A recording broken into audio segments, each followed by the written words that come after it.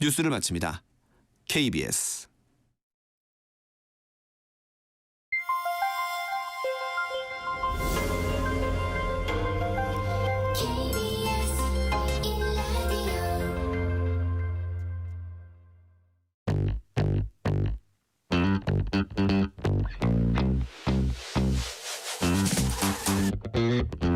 KBS 1라디오 뉴스레터 K.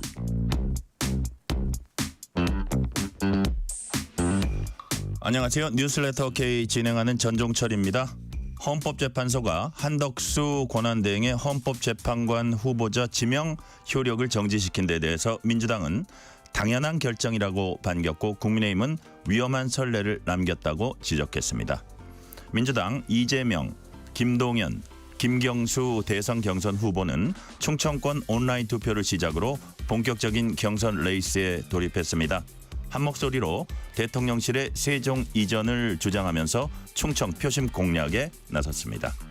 국민의힘 오늘 대선 경선 미디어 데이를 열고 토론회 조편성을 완료했습니다. 청년 미래를 주제로 한 A조에 유정복, 안철수, 김문수, 양향자, 사회통합을 주제로 한 B조에 이철우, 나경원, 홍준표, 한동훈 대선 경선 후보가 각각 편성돼서 뜨거운 공방을 예고했습니다.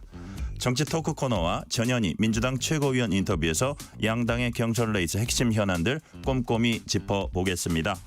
청취율 조사 기간입니다. 02로 시작되는 전화가 오면은 뉴스레터 K라고 대답해 주시면 감사하겠습니다. 방송 중에 사연 보내주시면은 추첨을 통해서 치킨 교환권 보내드릴 테니까요. 많은 참여 부탁드립니다. 문자샵 9730 짧은 문자 50원 긴 문자 100원 어플리케이션 콩으로 보내시면 무료입니다. 유튜브 KBS 1라디오 계정 채팅으로도 얘기 나누실 수 있습니다. 문자 보내주시면 추첨을 통해서 커피 쿠폰 보내드릴 테니까요. 여러분의 이야기도 많이 들려주세요. 뉴스레터 K 지금부터 시작합니다.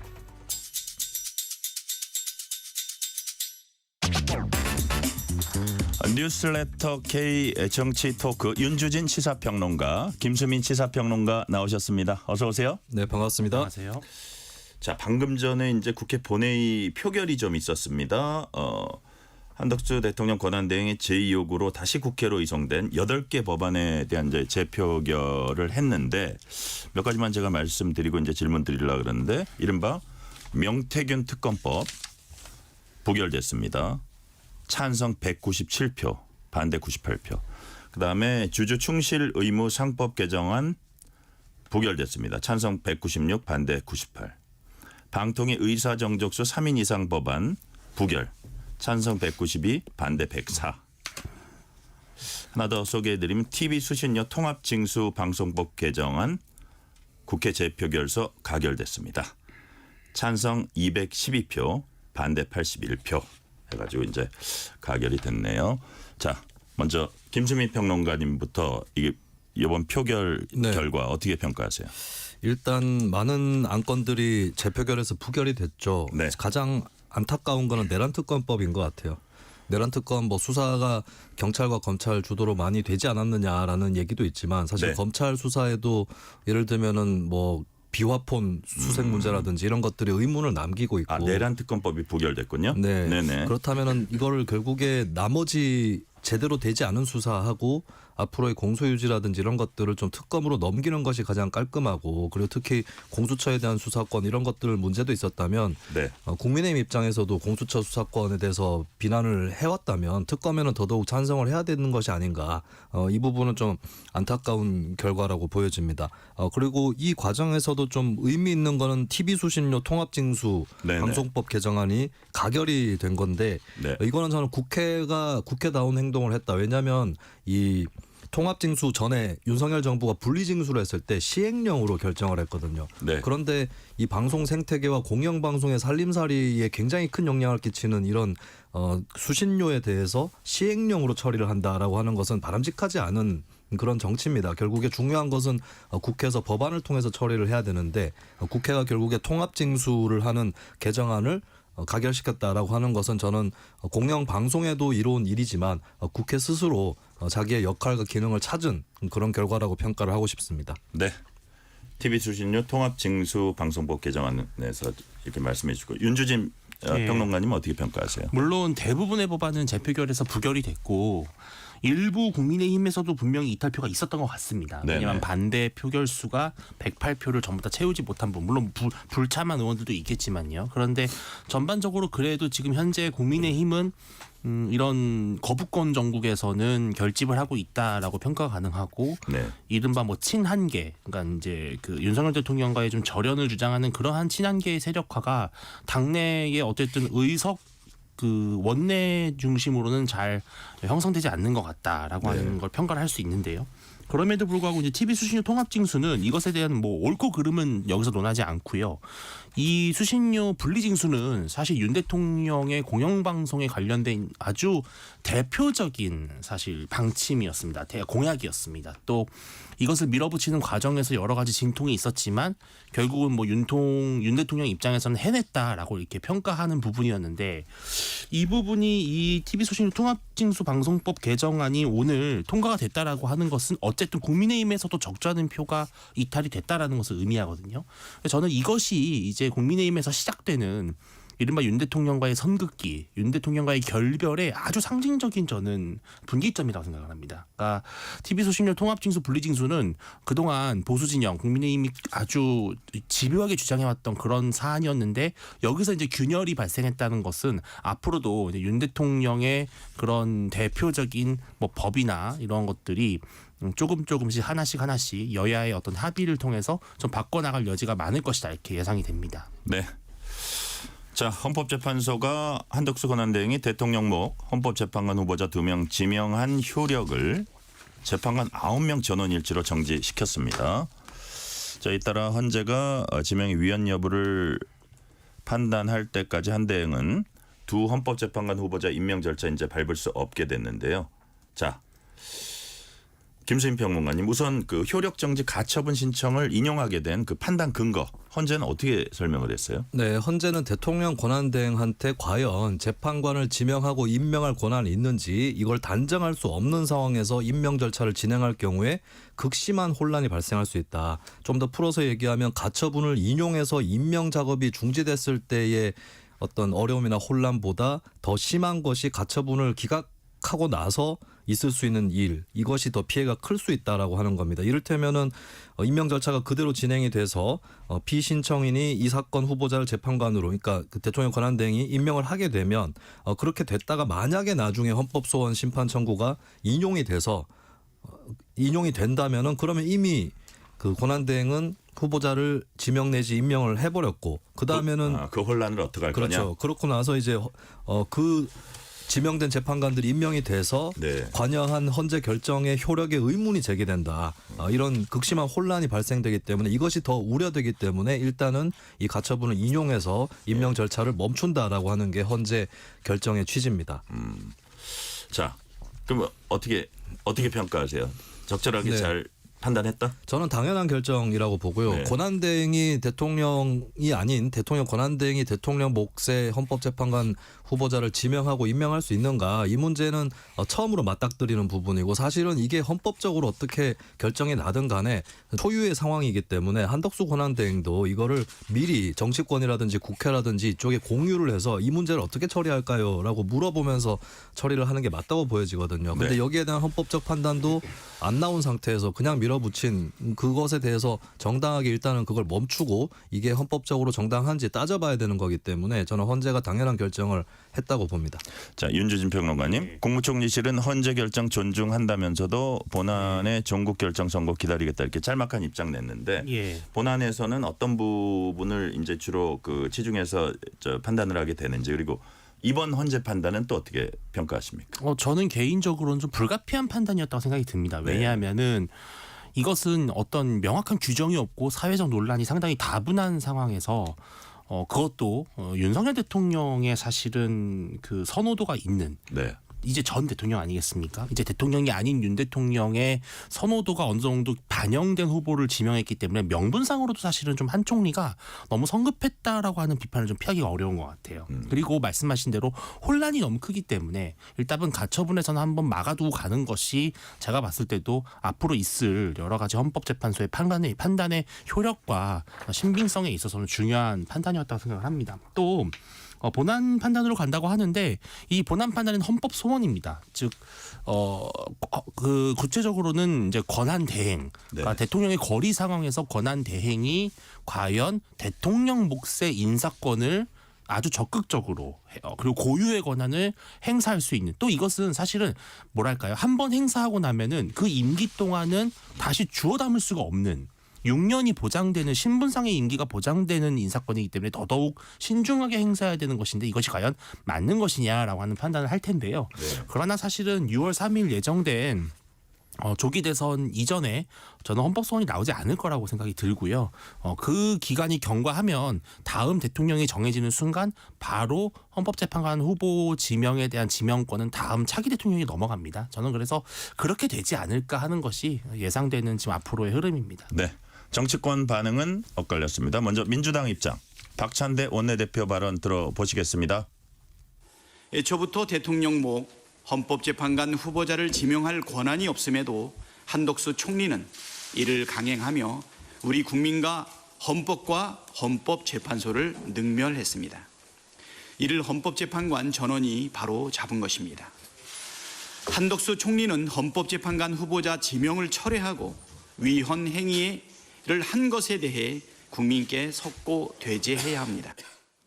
공정하게 대선을 관리해야 할 총리가 권한을 남용하고 내란을 대행하고 출마설을 모락모락 피우면서 정치적 중립성을 훼손하는 일은 역사와 국민에 대한 반역이자 모독입니다. 자, 윤주진 평론가께 먼저 여쭤볼게요. 예. 후보자 지명 철회하고 국민께 사과하라는 박찬대 원내대표 발언 어떻게 들으셨어요? 글쎄요, 뭐 사과를 할 것 같지는 않고요. 한 총리 입장에서는 본인에게 주어진 인사권을 적극적으로 행사할 권한이 있다라고 여전히 생각하고 있을 것이고요. 그렇다면 분명히 뭐 사과할 부분은 아닌 것 같고 또 이것은 그냥 헌법재판소의 가처분 인용을 통해서 판가름이 난 것입니다. 1차적으로. 그렇기 때문에 뭐 사과해라 철회해라 이렇게 굳이 갑론을 박은 문제는 아니다. 그리고 한덕수 국무총리 입장에서도 본안 판단을 기다려보겠다는 입장이잖아요. 그럼 본안 판단이 나온다면은 나온 대로 수용하는 것이고 나오지 않는다면 다음 대통령에게 자연스럽게 넘어가는 것이기 때문에 여기서 더 이상 정쟁화시킬 문제는 아닌 것 같다는 생각이 듭니다. 자, 그리고 김수인 평론가님, 저는 이제 박찬대 원내대표 얘기를 보면서 이른바 한덕수 출마설 하면서 어쨌든 잠재적 후보 중에 한 명이니까 어떤 정치적으로 일종의 압박을 했다고도 보여져요. 그러니까 여러 가지 용도가 있다고 보는데 어떻게 보셨습니까?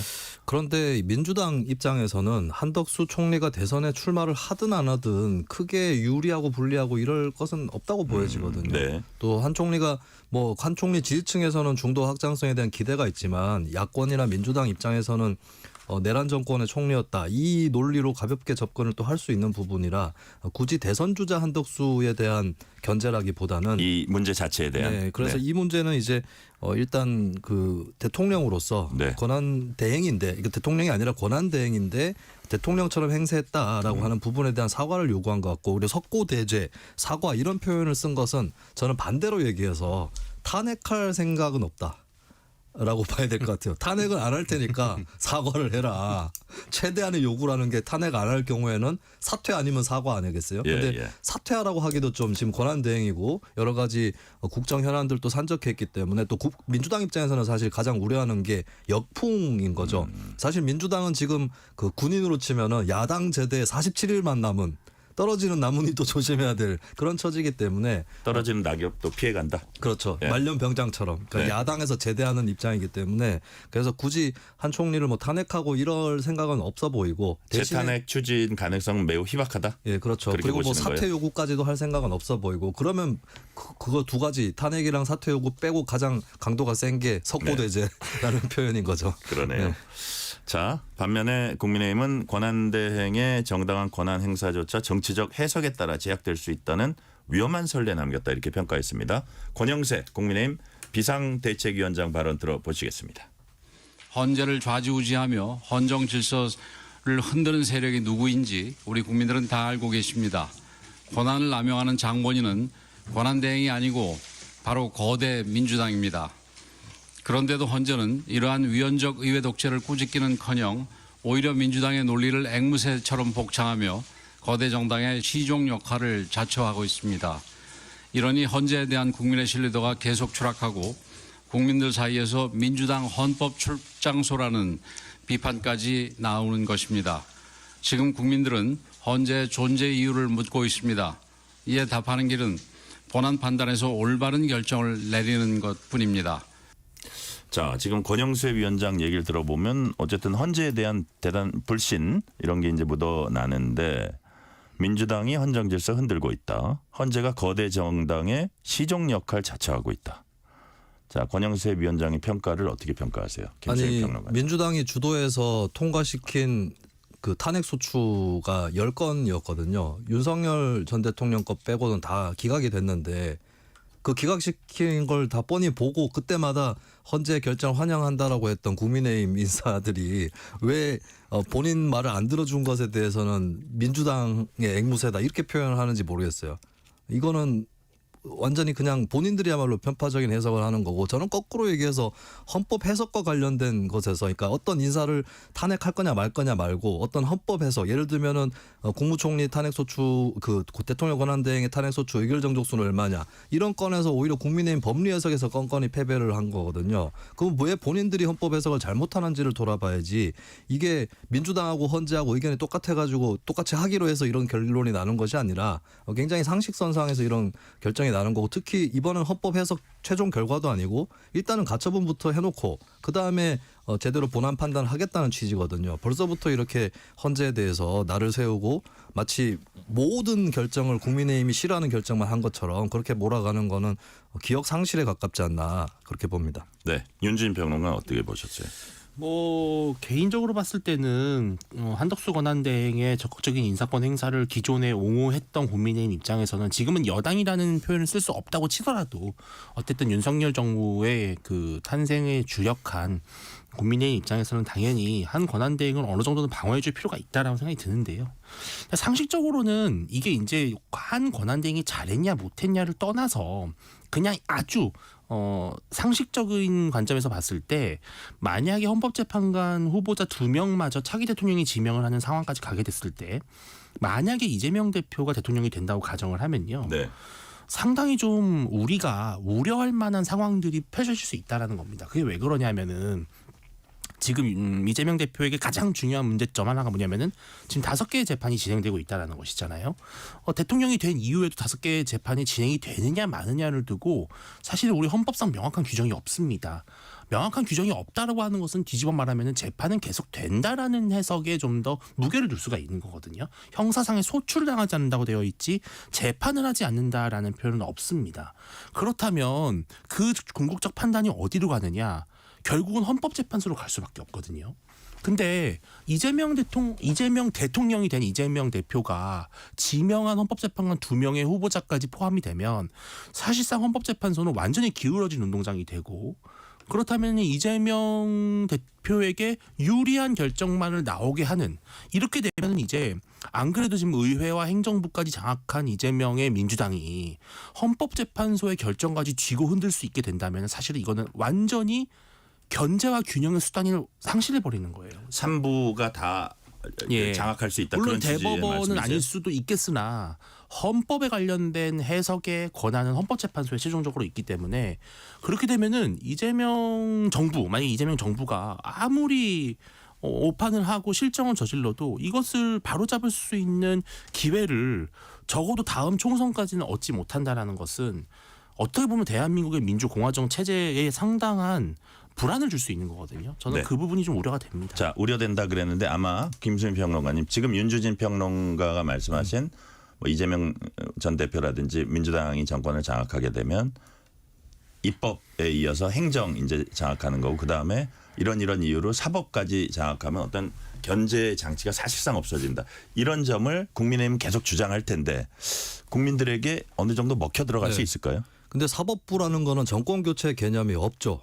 독립적인 것이고 재판관의 양심 그리고 무엇보다도 증거와 사실에 따라 판단을 하는 조직입니다. 여기에는 뭐 정치 세력의 교체 이런 문제는 없는 거고 저는 우려가 되는 게 만약에 헌법 84조 해석 대통령 피고인이 그 재판이 계속 되는지 안 되는지 이 부분을 만약에 헌재가 판단을 할 때가 올 텐데 대법원 또 그 전에 판단을 할 수가 있겠고요. 근데 사실 이거는 정파성하고 무관한 거거든요. 진보 성향이라고 해도 재판이 계속된다고 볼 수도 있는 거고 보수 성향이라고 해도 재판이 중단될 수 있다고 볼 수도 있고요. 그리고 어떤 재판관이 진보 성향으로 많이 분류가 됐는데 그 사람이 재판 중단을 얘기한다고 해서 그 사람이 민주당의 편을 들어가지고 그렇게 했다라고 얘기하는 것도 그릇된 겁니다. 근데 벌써부터 이거를 마치 의회 의석 분포처럼 정치 구도로 보고 있다는 점, 이 점이 굉장히 우려스럽고 네. 저는 국민의힘이 화가 나면은 윤석열 전 대통령을 욕하는 게 맞다. 윤 전 대통령이 임기를 채울 수 있을 정도의 도덕성과 실력이 있는 대통령이었다면 그 두 명의 헌법재판관은 윤 전 대통령이 지명하고 임명하게 됐겠죠. 근데 그걸 비운 거는 윤 전 대통령 책임이고 국민의힘도 화를 낼 거면 윤 전 대통령한테 내는 게 맞다고 봅니다. 자, 한덕수 출마론, 한덕수 차출론이 계속 사그라들지 않고 있습니다. 출마 여부에 대해서 본인은 이제 입을 다물고 있는데, 자, 영호남을 넘나들면서 경제 행보에 나서고 있습니다. 자, 윤주진 평론가님, 예. 출마할까요, 안 할까요? 제가 예단할 수 없습니다. 네. 제가 한 권한대행의 속을 들여다보지 못했기 때문에 대화를 그러나 나누시지 않았죠, 최근. 그렇습니다. 네. 예, 만나보지도 못했습니다. 그런데 개인적으로는 점점점 어려워진다라는 것은 좀 분명히 말씀드릴 수 있습니다. 아, 그래요? 나오더라도 그 가능성은 좀 떨어지고 있다라고 보는 것이 사실은 한 권한대행에게 가장 적절한 대선 출마의 명분과 계기는 탄핵 소추였을 겁니다.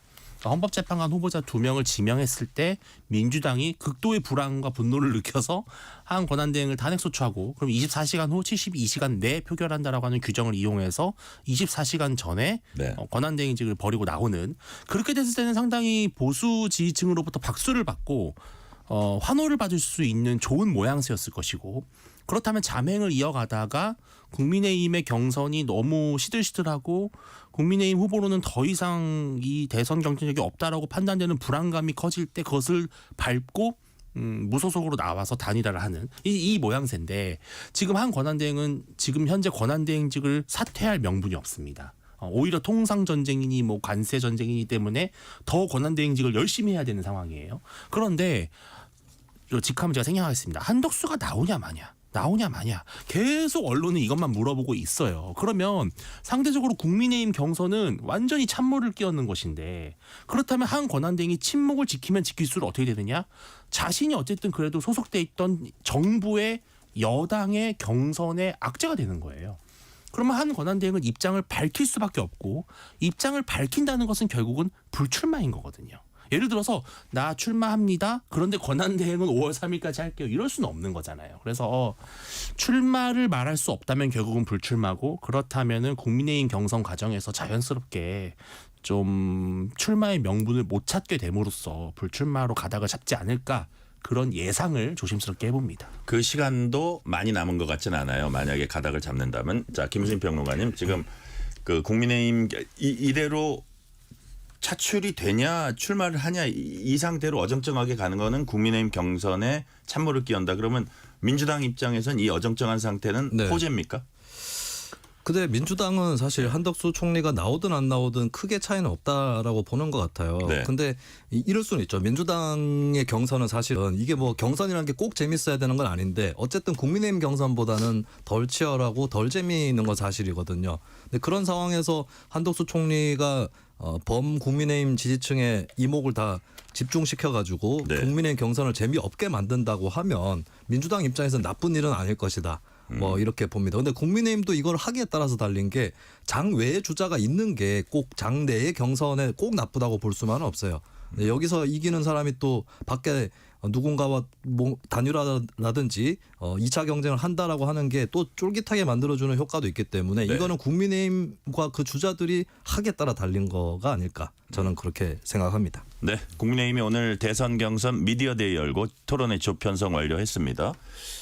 조편성 방식도 뭐 좀 특이하게 의자 뺏기 방식이었다는데 윤주진 평론가님 예. 이게 뭐예요? 의자 뺏기 방식은 정말 그야말로 누가 먼저 앉느냐의 예. 싸움인데 그렇게까지는 아니었고, 저는 사실 이거 좀 힌트를 알고 있었어요. 그 예. 전에. 그래서 아, 그래요? 예, 그러니까 이제 뭐 좀 요번에 새롭게 한다 그러길래 뭐 선착순이 될 수도 있다 이런 얘기를 들었거든요. 그러니까 온 순서대로 그날 현장에 미디어데이 현장에 온 순서대로 하면 1등부터 8등까지 있지 않겠습니까? 그러면 1등부터 A조냐 B조냐. A조는 이제 청년 네. 관련 주제고 B조는 사회통합인데 본인이 원하는 주제에 먼저 앉게 하는 거예요. 네. 그런데 이거 사실 늦게 오신 분이 더 유리한 거예요.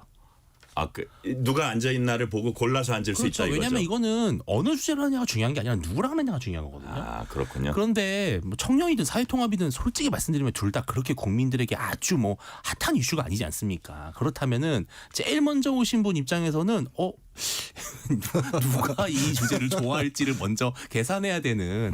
그래서 맨 마지막에 고르신 분이 제가 봤을 때는 최고의 승자 아마 한 7등 정도가 엄청난 승자가 아닌가 생각이 들더라고요. 자, 이번 질문은 김수민 평론가께 드릴게요. 안철수, 김문수, 유정복, 이철우, 나경원, 양향자, 한동훈, 홍준표 순서로 현장에 도착해서 이제 자리에 앉았다는데, 자, 김수민 평론가님, 네. 후보들 생각이 좀 있었을 것 같아요. 순간적으로 어떤 네. 생각을 하면서 앉았을까요? 제가 뭐 추정의 재현을 더해서 얘기를 네. 좀 드려보자면 1번이 안철수 후보였잖아요. 저는 국민의당 시절에도 A조라고 했기 때문에 A조 아니겠습니까? 안철수 후보. 안철수 후보가 그 국민의당 시절 서울시장 단일화할 때 금태섭 전 의원하고 단일화할 때 자기 쪽을 A조 국민의힘을 B조라고 했는데 지금은 더더욱이나 A조를 택한 것이 아닐까 상상입니다. 그리고 2번이 김문수 후보인데 네. 저는 선두주자니까 A조 가야죠. 네. 그리고 3번부터 6번까지는 제가 성대모사가 준비가 안 됐습니다만 3번 유정복 후보 1등하고 같은 조에 있는 게 낫지 않을까? 네. 4번 이철우 후보 일단 같은 친윤인 김문수 후보는 피해야 됩니다. 5번인 나경원 후보 저도 김문수 후보는 피하려고요. 그랬을까요? 네, 왜냐하면 같은 친윤끼리 너무 뭉쳐 있으면 손해인 것 같으니까. 6번이 양향자 후보인데 양향자 후보가 이제 한국의 희망 뭐 이런 당도 하고 해서 네. A조 이름 청년 미래가 A조 이름이었거든요. 이거 내 컨셉 아니야? 이렇게 A조로 간 것 자기가 같고요. 그 주제가 유리하다. 그리고 이제 남은 2명 있는데 한동훈, 홍준표. 7번이 한동훈 후보인데 A조는 빈자리가 없군요. 그런데 B조에 국민의힘의 이정희 나경원 후보, 재면담 요청을 거부했던 이철우 후보, 그리고 아직 안 온 홍준표 후보가 있군요. 괜찮습니다. 3대1로 싸워보겠습니다. 자, 마지막으로 홍준표 후보. 8번 홍준표 후보. 남은 자리 이것밖에 없네. 한동훈 옆이네. 네, 사진을 보면 한동훈 후보 옆자리입니다. 어차피 여기밖에 안 비었어요. 이야. 오늘 대선 후보 8명 다 초대한 것 같아요. 어제는 감사드립니다. 속으로 한동훈이 두고 보자. 이렇게 생각하시지 않았을까? 자, 그러면 이제 A조 유정복, 안철수, 김문수, 양향자 여기도 이제 뭐 실속 있는 토론이 있겠지만 그래도 미디어 입장에서는 B조 이철우, 나경원, 홍준표, 한동훈. 자, 일단 주제보다도 어떤 모습이 펼쳐질 것 같아요, 김수민 평론가님? 뭐 다들 비슷한 생각하셨던 것 같은데 B조 이철우, 나경원, 홍준표, 한동훈 죽음의 조예요? 죽음의 조. 근데 저는 죽음의 조라는 표현이 잘못된 것 같아요. 무슨 표현이 좋아요? 그러니까 죽음의 조라고 하는 거거든요. 네. 축구 A 매치 할 때 그렇죠. 원래 축구 그러잖아요. 이제 예선 4강 할 때, 16강 할 때 왜 죽음의 조가 나오냐면은 죽음의 조는 너무나 훌륭한 기량이 있는 팀이 많은데 거기서 2팀밖에 못 올라가서 나머지 2팀은 떨어질 수밖에 없기 때문에 죽음의 조잖아요. 네, 네. 근데 여긴 지금 A조랑 B조에서 2명씩 고르는 게 아니잖아요. 진짜 죽음의 조는 A조입니다. 진짜요? 네, 관심이 완전히 죽거든요. 주목도가 너무 떨어져서 관심이 죽어서. 아니 이 토론은 시청률 싸움입니다. 예. 시청률이 높을수록 인지도를 높이는 거고 인지도를 높여야만 4강 빅4에 들어갈 가능성이 높은 건데 예. 이건 진짜 지금 정말 죄송하지만 김문수 후보 입장에서는 본인이 A조가 된 것을 몰라겠어요. 본인은 또 좋아할 수도 있어요. 약간 무난하게 통과할 수 있다고 생각할 수도 있지만 진짜 관심과 주목도의 죽음의 조다. 윤주진 평론가님 실망입니다. 자, 그러면 B조 그 의미에서 죽음의 조는 뭐 시청률 얘기를 하셨는데 그건 우리가 또 살펴봐야 됩니다. 그 네 분이 또 아주 멋진 공방을 펼칠 수 있고. 자, 그럼 B조에 이철우, 나경원, 홍준표, 한동훈인데 한동훈 후보가 좀 약간 집중 포화를 맞을 것 같지 않아요? 어때요? 그럴 수밖에 없는. 아까도 제가 말씀드렸지만 한동훈 후보 말고 남은 나머지 세 후보가 다 한동훈 후보하고 악연이 있는 후보들이라 네. 나경원 후보는 이미 당대표 경선 때 정면으로 붙었었고 홍준표 후보는 계속 SNS로 한 후보를 저격해왔고 아주 원색적으로. 이철우 경북지사도 당대표 될 때 한동훈 후보하고 면담 좀 해달라고 했는데 그걸 거절했던 적이 있거든요. 네. 이게 집중포화를 맞게 됐는데 근데 사실 한동훈 후보 입장에서는 한번 거쳐갈 거를 이왕에 한번 3대1로 붙어보는 것도 오히려 나쁘지 않다. 이것만 네. 헤쳐나갈 수 있다면은 굉장히 인상적인 활약을 남길 수도 있다. 오히려. 예, 그런 생각도 듭니다. 예. 자, 윤준희 평론가님. 예. 이게 8강에 오른 후보들이 불출마 선언한 오세훈 시장에게 일종의 러브콜을 보낸다 그럴까요? 뭐 막 그 전날 저녁부터 시작해서 오찬 티타임 예. 그다음 또 아니 조찬 티타임 오찬 뭐 이렇게 예. 쭉 했어요. 예. 자, 이 가운데 오찬을 같이 한 안철수 후보가 자신이 오 시장과 가장 비슷하다. 예. 자, 윤준희 평론가 보시기에 오 시장의 표가 이만큼 있다면 그걸 예. 누가 제일 많이 갖고 옵니까? 근데 저는 그거를 좀 판단하기 어려운 것이 그래요? 예를 들어서 오세훈 서울시장은 예를 들어서 탄핵에 좀 찬성하는 입장에 가까웠어요. 그렇다면은 오 시장은 탄핵에 찬성했으니까 오 시장이 안 나오면 나는 그 표를 한동훈에게 주겠어. 네. 저는 그렇게 표심이 이동할 것 같지가 않거든요. 왜냐하면 개개인의 후보에 대한 호불호와 호감도로 인해서 결정되는 것이지 뭐 구체적인 뭐 찬탄이냐 반탄이냐 이런 거를 두고 후보를 고르는 지금 형국은 아니기 때문에 저는 개인적으로는 오세훈 시장의 빈자리를 그냥 골고루 나눠 가질 것이다라고 생각이 듭니다. 그래요. 골고루 나눠 가지는데 저는 참 오세훈 서울시장 좀 기가 막힐 것 같아요. 그러니까 본인이 출마를 할 거라고 했을 때는 그렇게 다들 본인을 깎아내리고 비판하고 견제하더니 불출마 세 글자를 외치는 순간 프로 간별사가 돼버렸잖아요. 지금 그러니까요. 국민의힘 간별사. 그래서 네. 정치라는 게 권력이 이렇게 정말 참 황당하구나, 비정하구나 그런 생각이 듭니다. 김수인 네. 평론가님은요? 저는 일단 별로 이득 볼 게 없는 사람은 김문수 후보인 것 같아요. 그러니까 오세훈 후보 지지층이 주로 너무 좀 외골 쓰고 이렇게 강성인 후보는 안 된다라는 생각들이 강한 쪽이 오세훈 후보 시장의 지지층이었거든요. 네. 그렇게 봤을 때는 이 지지층이 흩어졌을 때 김문수 후보한테 가는 건 별로 없을 것 같고 일각에서는 오세훈 시장이 중도 확장성 이미지가 있고 또 탄핵에 처음에 찬성하는 태도를 취했기 때문에 한동훈 안철수 후보한테 많이 가지 않을까 했는데 네. 근데 제가 그동안에 좀 자세하게 살펴보면 오세훈 시장 지지층 중에 탄핵 반대층이 의외로 상당히 많아요. 그래서 이미 그 탄핵 찬성 쪽에서 갈 표들은 이미 한동훈 안철수 후보의 지지율에 선반영돼 있는 것 같다. 그럼 나머지는 결국에 오세훈 시장이 또 많이 그동안에 정치하면서 이미지가 엮여 있는 사람이 사실 같은 서울 지역구였던 나경원 의원입니다. 네. 나경원 의원 쪽으로도 표가 어느 정도 갈 것 같고 그리고 나한테도 올 거예요. 네, 홍준표 시장에게도 좀 갈 수 근데 있지 홍준표 않을까. 시장한테 갈 가능성이 좀 있는 거는 같은 광역단체장 후보라는 점에서는 광역단체장을 그러니까 즉 좀 큰 도시를 이끌어본 사람이 대통령 후보를 했으면 좋겠다라고 생각하는 분들은 그 표심이 약간 홍 시장에게 갈 가능성이 좀 있는 것 그렇죠. 같아요. 그 나경원 의원 얘기하셨는데 나경원 의원 초선 때 제 기억이 맞다면 한나라당 대변인을 하기 전에 그 전 당직이 뭐였냐면 오세훈 서울시장 후보 대변인을 했어요. 네. 그런 인연도 있고 뭐 같은 법조인이라는 것도 있습니다. 이 시간 교통 상황 알아봅니다. 라디오 교통정보센터 공인혜 리포터 나와주세요. 네, 이 시각 교통정보입니다. 주 후반으로 접어들고 있는 목요일 퇴근길 일찍부터 정체 길어진 데다 서울시내 올림픽대로 공항 쪽으론 고장난 차의 영향도 받고 있습니다. 청담대교부터 5차로에 고장난 트럭이 서 있는 한강대교 쪽으로 내내 밀려 지나고요. 더 가서도 양화에서 가양대교 구간 정체입니다. 반대 잠실 방향 방화대교 부근 주춤하다가 동작에서 영동대교 사이 강남권 운행 답답하고요. 같은 방향 강변북로는 방화대교에서 양화대교, 다시 원효대교부터 청담대교 쪽으로 더디고 반대 일산 쪽 영동대교 지난 3, 4차로와 원효대교 부근 안전지대에서도 각각 사고 정리 중입니다.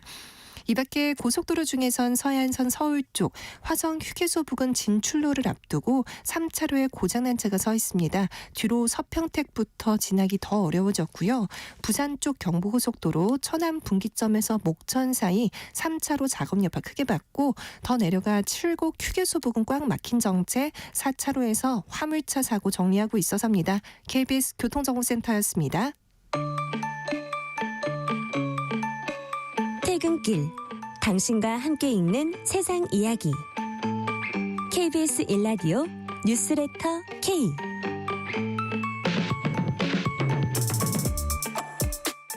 실시간 교통 상황 살펴봤습니다. 뉴스레터 K 정치 토크 윤주진 시사평론가, 김수민 시사평론가와 얘기 나누고 있습니다. 자, 국민의힘 질문 하나만 더 하고 민주당으로 넘어갈게요.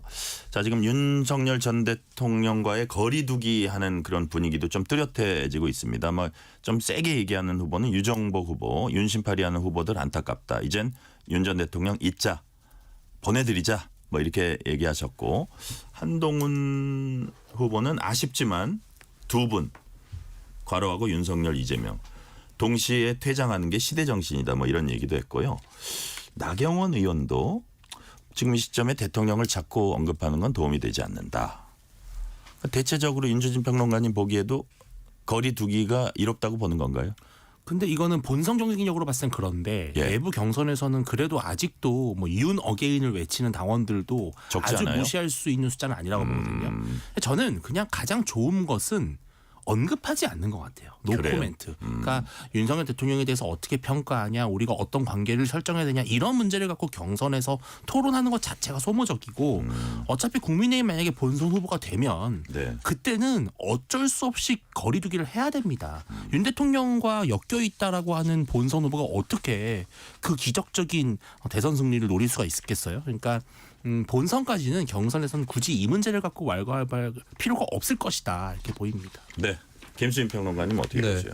일단 비윤계 내지는 찬탄파에 해당하는 후보들한테는 뭐 중요한 변수는 아닐 것 같고 예. 그러면 친윤층 또 반탄층 이쪽이 관건인데 말씀하셨다시피 경선에서는 사실 강성지층의 파워가 크고 특히 네. 1차 경선에서 4명 추릴 때 있어서는 그게 극대화될 거거든요. 네. 근데 제가 좀 최근 며칠 동안 이렇게 주의 깊게 본 것이 유튜브라든지 이런 쪽에 보면 윤 전 대통령 강성 지지층 중에 김문수 후보에 대한 실망감이라든가 이런 것들을 토로하는 사례들이 점점 늘고 있는 것 같더라고요. 예, 그러면서 또 나경원 의원에 대한 관심도 높아지고 있는데 근데 나 의원도 또 윤 전 대통령하고 거리를 두는 언급을 해가지고 이게 또 어떻게 흘러갈 건지 이 부분도 또 관심을 또 가질 만한 대목이겠습니다. 네. 지금부터 민주당 얘기해 봅니다. 민주당 후보들이 충청권 순회 경선 이틀째인 오늘 지역 민심 잡기 행보에 나섰습니다. 자, 이재명, 김경수, 김동연 세 후보 모두 대통령실 세종 이전 충청 행정수도 이걸 언급을 했습니다. 자, 이렇게 보니까 뭐 대한민국 미래를 위해서 뭐 수도권 집중 문제 해결하는 것이 반드시 필요하다. 이재명 전 대표 얘기했고, 김경수 후보는 이 후보보다 수도 이전에 더 속도 내겠다. 김동연 후보는 뭐라 그랬냐면 검찰 등도 충청권으로 옮기겠다. 뭐 그런 얘기들 했습니다.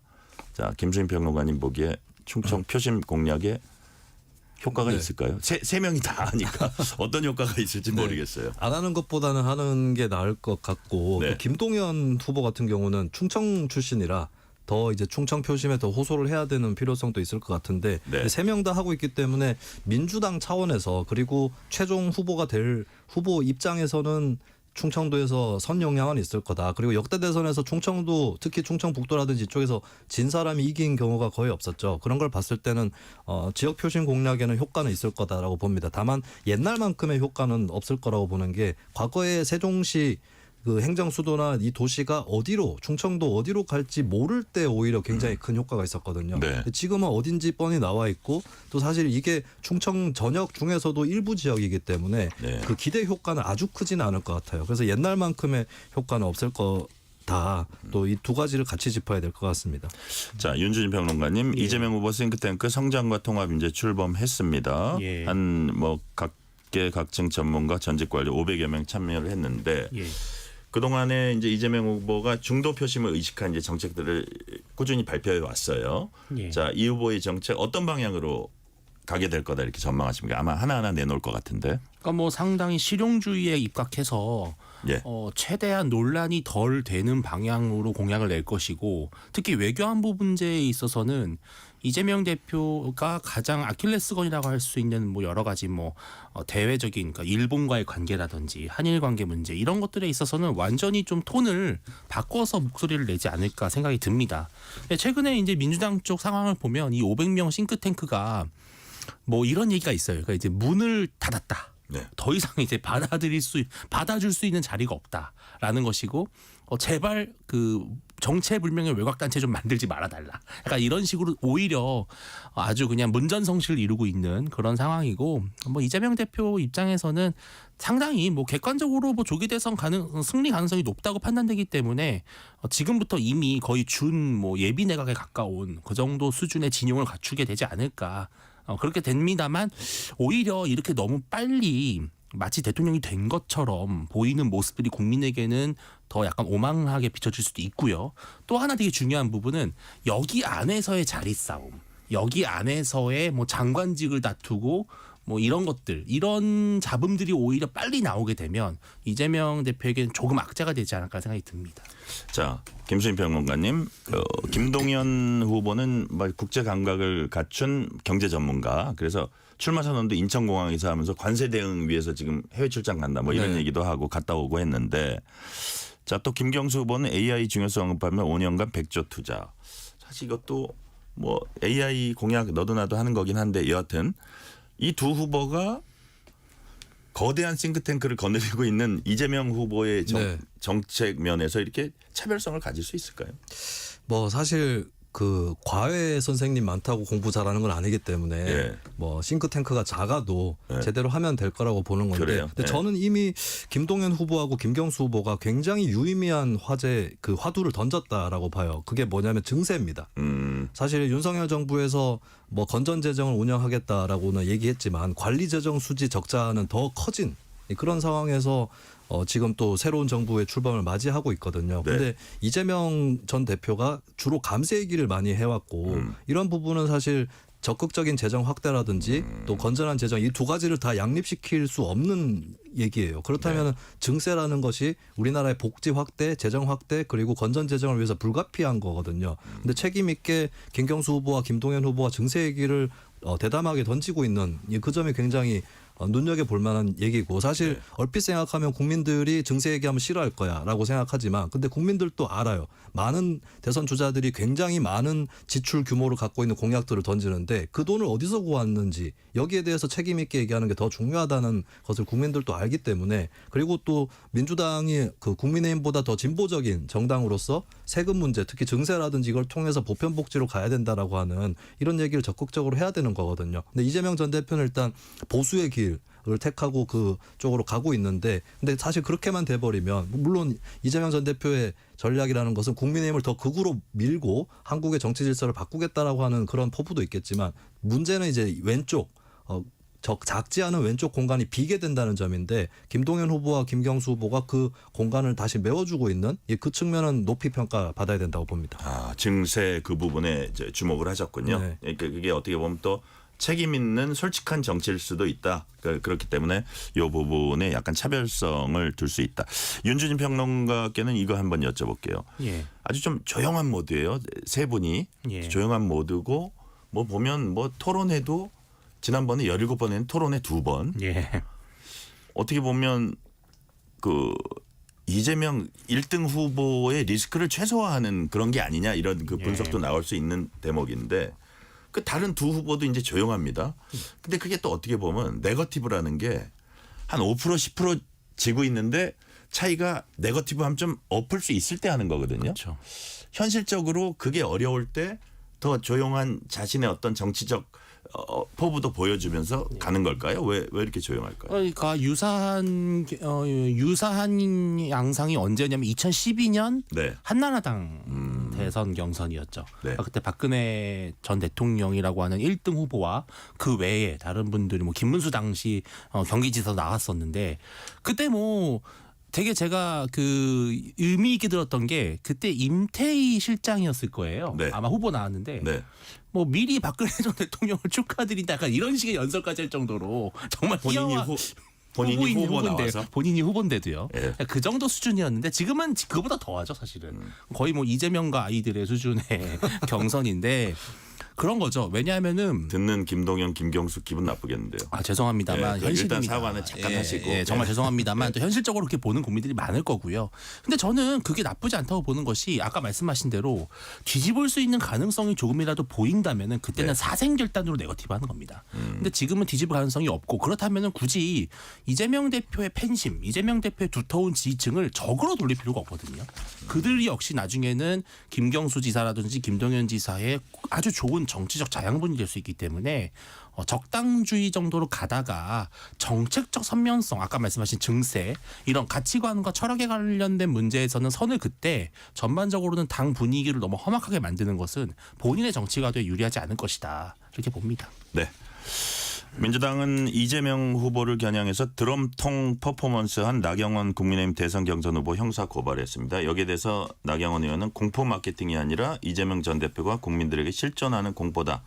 반박하면서 맞고소하겠다. 나경원 의원 또 뭐라 그러냐면 이전에 이재명 후보가 권력은 잔인하게 써야 한다는 말도 했다. 뭐 이런 얘기들을 좀 자극적인 얘기들 많이 하는데 나경원 의원 득표에 도움이 될까요? 김수인 평론가님.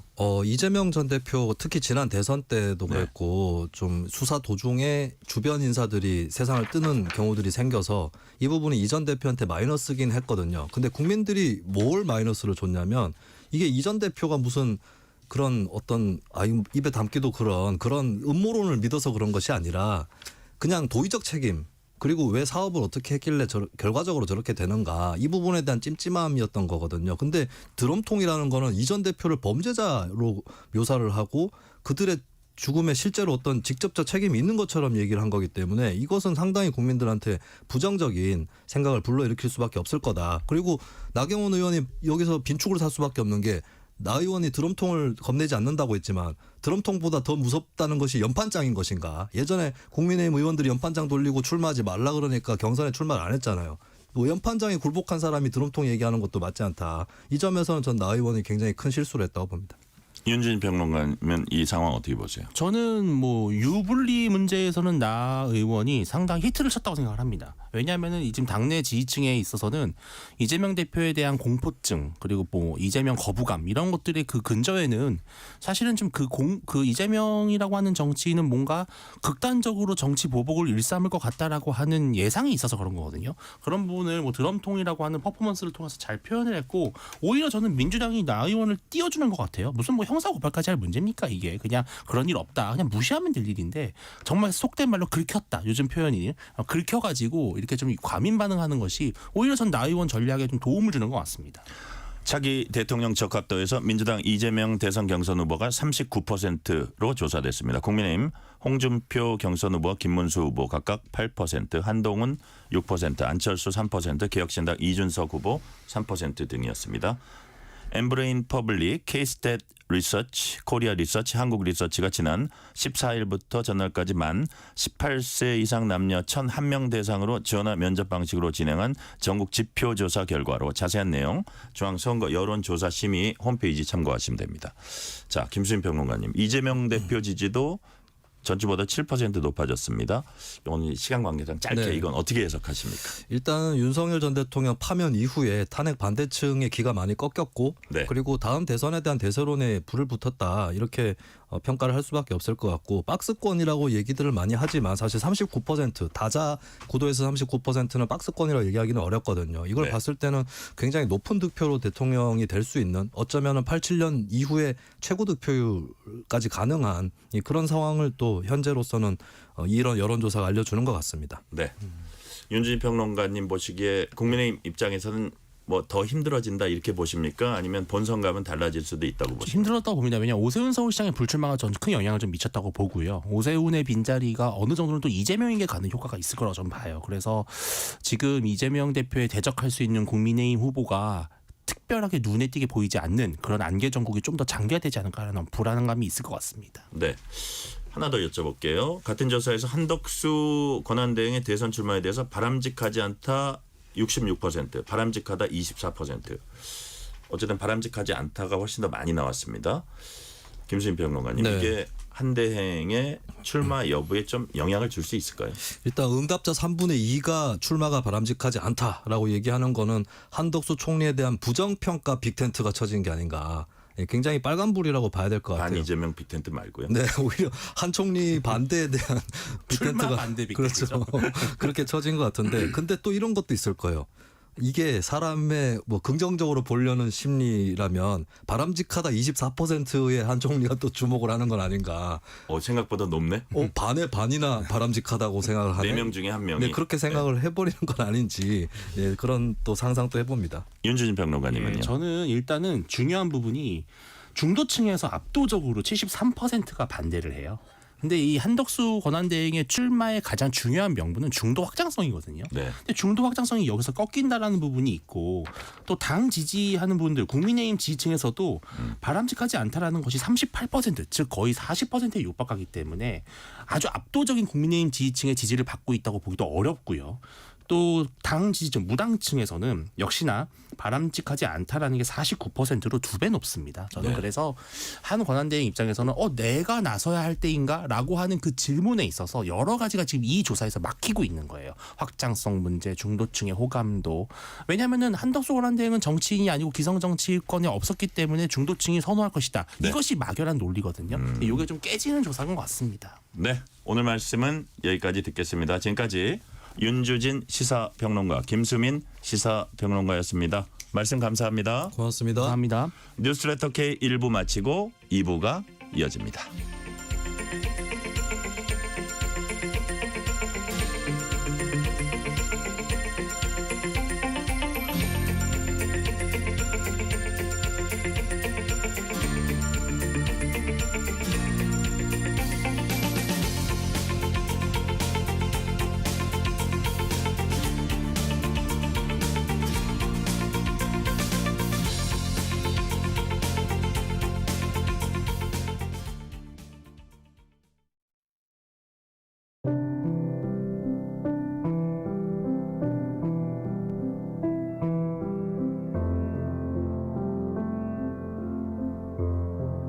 KBS 라디오 연중기획 희망충전 대한민국 634번째 이야기. 안녕하세요. 아나운서 유지원입니다. 부모님의 이혼 후 할아버지, 할머니와 살고 있는 준우에게 얼마 전 또 한 번의 큰 시련이 찾아왔습니다. 경북 의성에서 시작된 산불이 준우가 사는 영양지역까지 덮치며 마을 전체가 큰 피해를 입은 건데요. 긴박했던 그날 밤, 거대한 화마의 공포는 아직도 준우 가족의 머릿속에 선명히 남아 있습니다. 살던 집과 가재도구, 평화로웠던 일상 모두가 한 줌의 재로 변해버린 지금. 다시 돌아갈 곳도, 새롭게 찾아갈 곳도 없는 준우네 가족. 임시보호소에서 쪽잠을 자는 어린 손자가 안쓰럽고 걱정스러운 할머니는 오늘도 주름진 손으로 눈물을 닦아냅니다.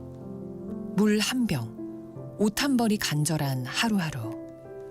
화재로 인해 큰 고통을 겪고 있는 준우 가족을 위해 여러분의 아낌없는 지원을 보내주세요. 여러분의 따뜻한 손길이 희망의 빛이 됩니다. ARS 060-700-1580 060-700-1580 한 통화 3,000원으로 희망을 선물해주세요. KBS 라디오 연중기획 희망충전 대한민국은 초록우산 어린이재단, 인탑스 주식회사, 그리고 청취자 여러분과 함께합니다. ARS 060-700-1580 한 통화 3,000원입니다.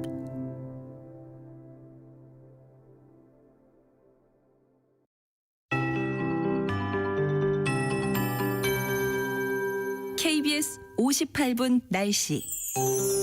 내일도 오늘과 비슷한 기온 예상됩니다. 서울의 아침 최저 기온 13도 등 10도에서 16도 분포가 되겠고요. 낮 기온은 약간 내려가서 서울 21도 등 17도에서 29도 분포가 되겠습니다. 내일도 예년보다 2도에서 6도 정도 높은 기온이 되겠습니다. 내일은 구름이 오늘보다 많겠습니다. 오늘 밤에는 가끔 구름 많이 끼겠고요. 수도권 강원은 흐려집니다. 강원 북부와 영남 해안은 밤부터 내일 새벽 사이에 빗방울이 조금 떨어질 수 있겠습니다. 내일은 가끔 높은 구름이 지나겠고요. 남부는 오후부터 맑아지겠습니다. 그리고 모레는 전국에 봄비가 한 차례 내리겠습니다. 중부지방 중심으로는 5에서 20mm 정도, 남부 5mm 미만 되겠는데요. 천둥, 번개, 돌풍이 중부지방으로 예상됩니다. 조금 요란하게 내릴 걸로 보여서 주의하셔야겠고요. 내일까지 전국 대부분 지방으로 바람이 초속 15m 안팎으로 강하게 부는 곳이 많겠습니다. 안전사고에 유의하셔야겠습니다. 부산, 울산은 강풍특보가 내려져 있습니다. 또 다음 주에도 이와 유사한 패턴의 전국에 비가 내리겠습니다. 화요일경 오겠는데 이 비가 그친 뒤 기온이 조금 내려가서 목요일에는 서울의 아침 기온 9도, 다시 한 자릿수로 떨어질 걸로 보입니다. 오늘 밤부터 내일 오전 사이 서해안, 남해안, 경기 내륙에 안개가 짙겠습니다. 지금 서울의 기온은 20.9도입니다. 강혜종입니다.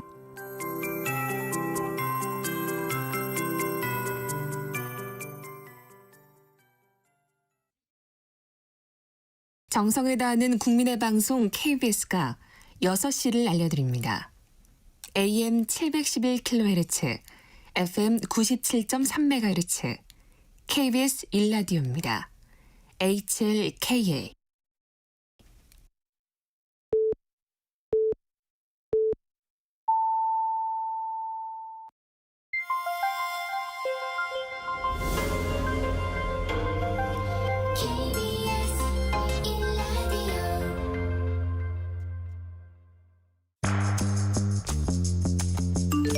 여러분은 지금 퇴근길 시사편지 한 장, KBS 1라디오 뉴스레터 K를 듣고 계십니다.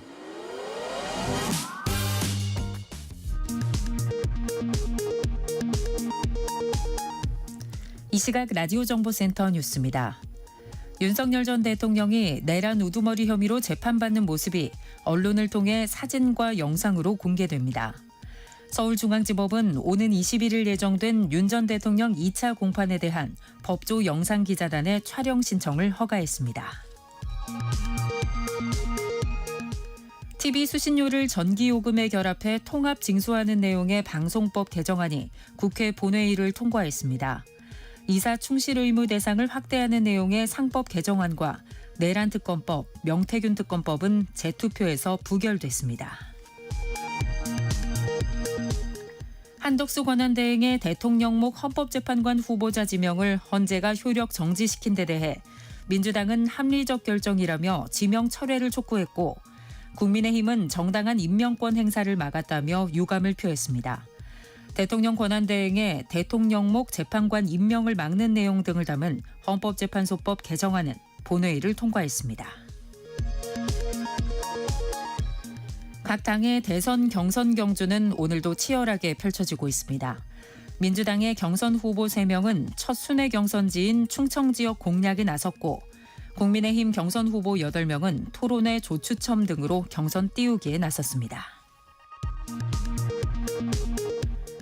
거센 논란 속에 윤석열 전 대통령이 직접 나서 추진했던 의대 증원 정책이 1년여 만에 사실상 백지화됐습니다. 정부가 내년도 의대 모집 정원을 증원 전과 같은 3,058명으로 확정 발표했습니다. 지금까지 라디오 정보센터 뉴스 편유희였습니다.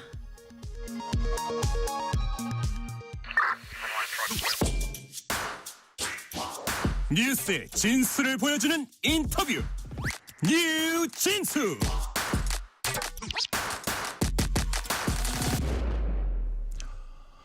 민주당 대선 경선 레이스가 본격적으로 막이 올랐습니다. 어제 충청권 당원대상 온라인 투표를 시작으로 4개 권역별 순회 경선이 이어집니다. 이재명 전 대표, 김경수 전 경남지사, 김동연 경기지사, 기호순입니다. 출사표를 던져서 일단은 3분이 출마를 했습니다. 민주당 대선 후보는 오는 27일 최종 선출됩니다. 민주당 경선 관련 소식을 중심으로 주요 정치 현안들 전현희 민주당 최고위원과 함께 조목조목 짚어보겠습니다. 전현희 의원님 어서 오세요. 안녕하세요. 또 귀한 시간 내주셔서 감사드립니다. 아유, 영광입니다. 자, 어제부터 4개 권역 순회 경선 시작됐습니다. 민주당 경선 레이스 시작을 알리는 신호탄을 이제 쏘아 올린 셈인데 일단 앞으로 경선 일정 어떻게 되는지 좀 소개를 해주세요. 네, 방금 앵커님께서 거의 설명해 주셨는데요. 네. 27일까지 최종적으로 이제 승자가 결정되는 것을 목표로 해서 앞으로 그 4개 권역으로 나눠서 순회 경선을 할 예정입니다. 네. 그리고 이미 충청권에는 지금 이제 당원 투표로 시작을 했고요. 예, 계속 온라인 투표를 하게 되고 이번에 경선의 룰은 당원들 50 그리고 또 안심번호로 추출한 일반 국민들 50 한 100만 명 각각 100만 명 가까이 되는 그런 투표 인단을 중심으로 해서 네. 이번에 이제 경선 승리자가 결정이 되는 그런 일정입니다. 네. 자, 말씀드린 대로 3명 출마했는데 우선 각 주자들의 경선 전략은 뭘지 청취자 여러분들이 이제 궁금해할 것 같아요. 그래서 먼저 이재명 전 대표, 기호도 1번입니다. 최근 행보 보면은 출마 선언을 이렇게 직접 얼굴을 내밀고 한 게 아니고 영상 다큐멘터리라 그러나요? 영상 공개를 통해서 진행했습니다. 그 방식도 이제 좀 다르게 했고 공개 행보가 많지 않아요. 그래서 네. 일각에서는 돌다리를 두드리는 조심 행보다, 조용한 경선 전략이다. 네. 혹은 앞서가는 사람의 여유다. 어쨌든 떨어지는 낙엽도 조심한다. 여러 가지 표현들을 쓰시거든요. 네. 그런 평가가 맞습니까? 전 의원님은 어떻게 보십니까? 굉장히 좀 신중한 행보를 하는 거는 맞는 것 같은데요. 네네. 그런데 그 실제적으로 공개적인 이런 이제 그 얼굴을 비추는 공식 행사는 좀 적은 편이지만 사실은 많은 정책적 행보를 하고 계십니다.